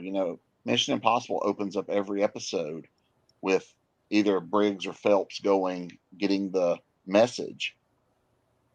And I discovered from reading in this I got this book about the show, they would film the entire season's worth of those in the week before everybody else showed up. So he would show up a week early. And so they would just film a bunch of him getting these informations. And then when the episode, whatever episode they put it with, if you ever notice, the close-ups on the information were always a cutaway. It's because they didn't know what they were filming when they filmed it. He would just go get a record player, stare at it like he's listening to something, and then self-destruct, go off, and there was never any dialogue or any of that stuff there until later. Interesting. I loved how the early seasons, it was always something a little different. Mm-hmm. But growing up, I watched the later seasons of that when it was always, the reel-to-reel tape. Yeah. Because for a while there was one where it's like it was a wax, like a record. Yeah. And the record would start to dissolve. And there was one where he went up to like the binoculars on the dock, and he would push play on the side, and like the film is inside the binoculars. And so there was a lot of very creative ways of doing it. Yeah. So for everybody watching, Paramount Plus has all of the original Mission Impossible shows. Yes. Absolutely worth a watch. And the old ones are really good. And there's a lot of Star Trek actors that show up. There's a lot of the Enterprise shows up in one point. There's an episode where they're in a Chinese, I think it's a Chinese or Japanese underground lab.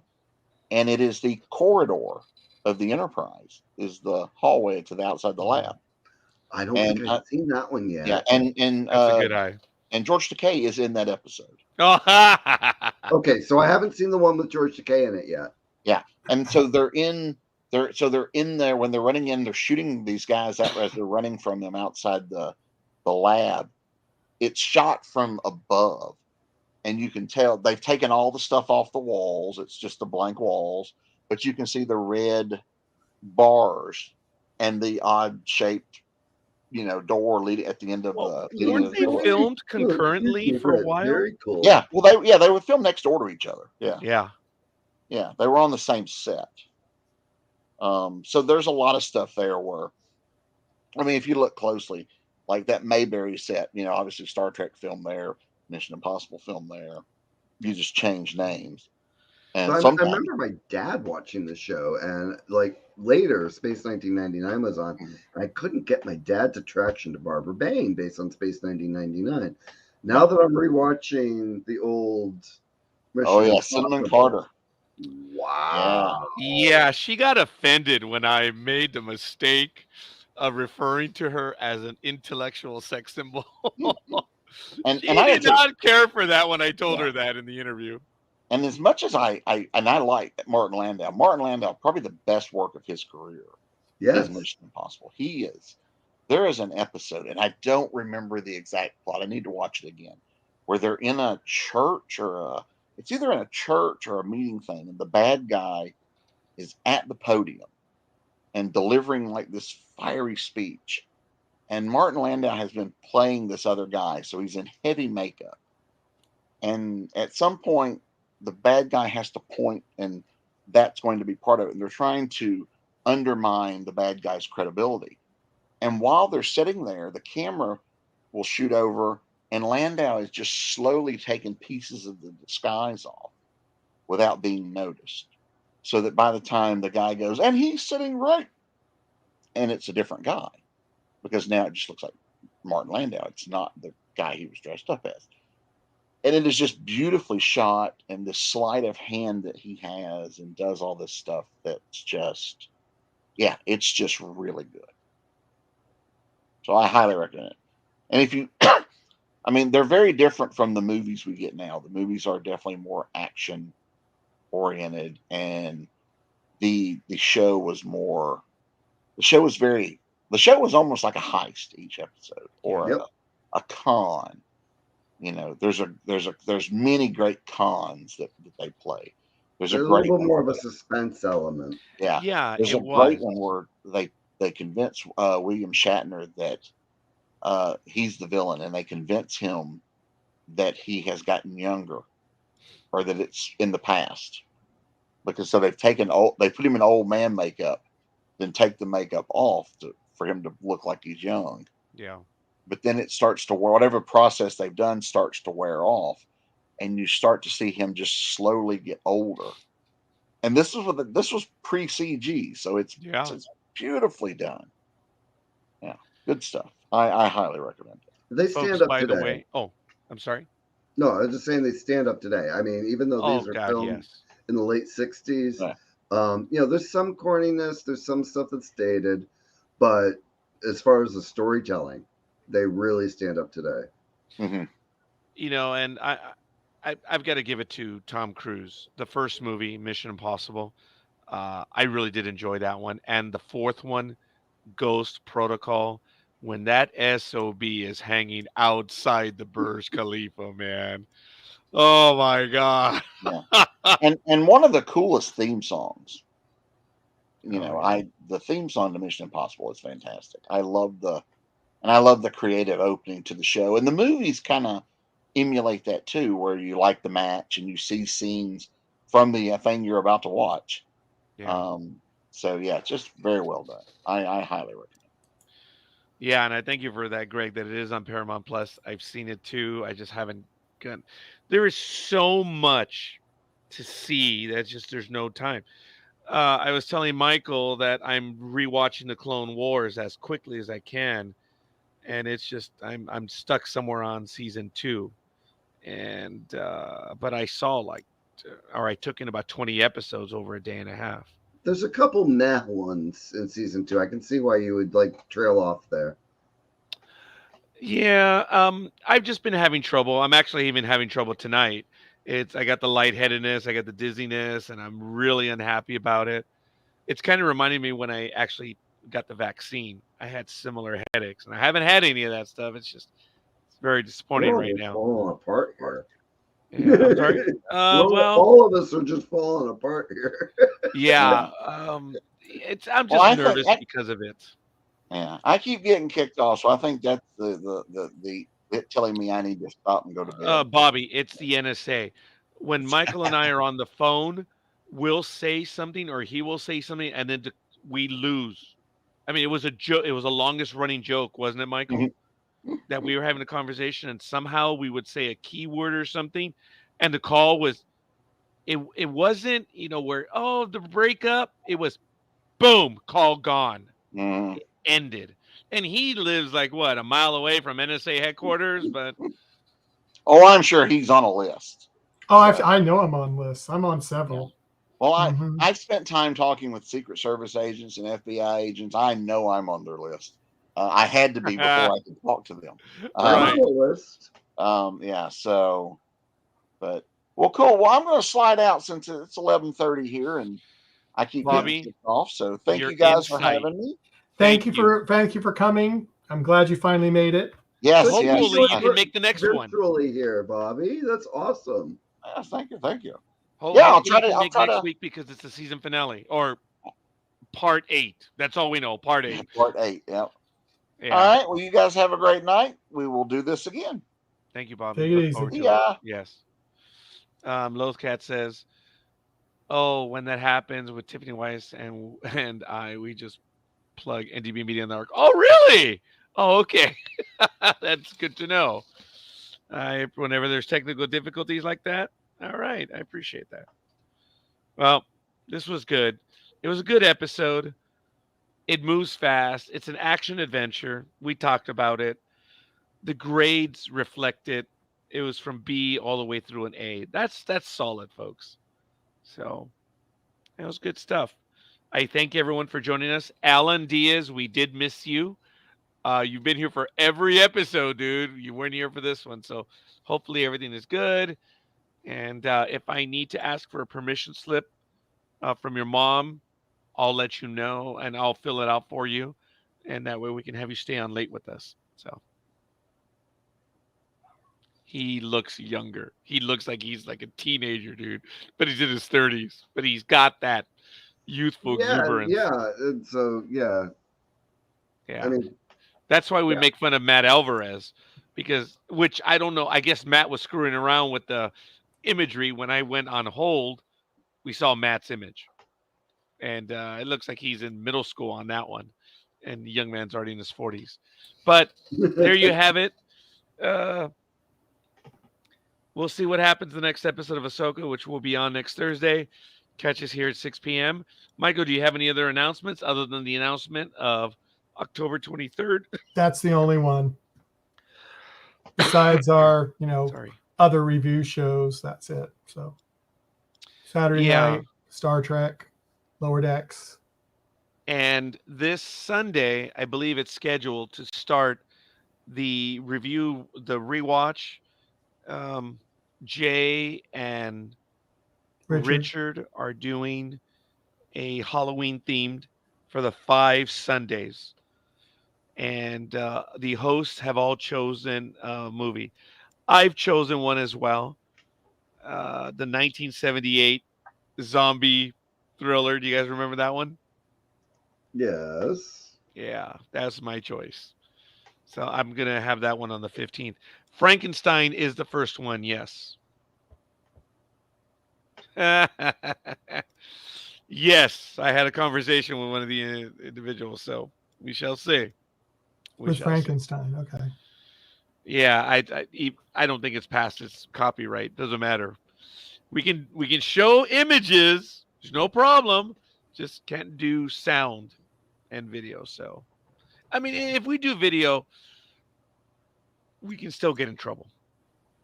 So we haven't hit the media level yet, and I'm in negotiations with them, trying to give them all the information. NDB Media exists as a legal entity. It's real. and we're registered here in California, but YouTube's like, what? That's it. That's all they say. What? So takes a while. So who knows? Maybe I'll show up in there. Where's their headquarters in San Jose or something? Yeah, I don't know. But all right, ladies and gentlemen, that's Greg. That's Michael. It was Bobby, and it was iBeamer. And I thank everyone in the chat room. Lothcat. I know we had Jay in there for a little bit as well. And who else do we have? Yeah, I think that might have been it. That might have been it that said anything. But we appreciate, we know you're watching. We're thankful. And it means a great deal to us. We see the number of people that are watching the program, and we're just blown away by it. And we are eternally grateful. Let us know who you are and where you hail from. In the meantime, we shall see you guys soon. May the force be with you. Good night, everybody.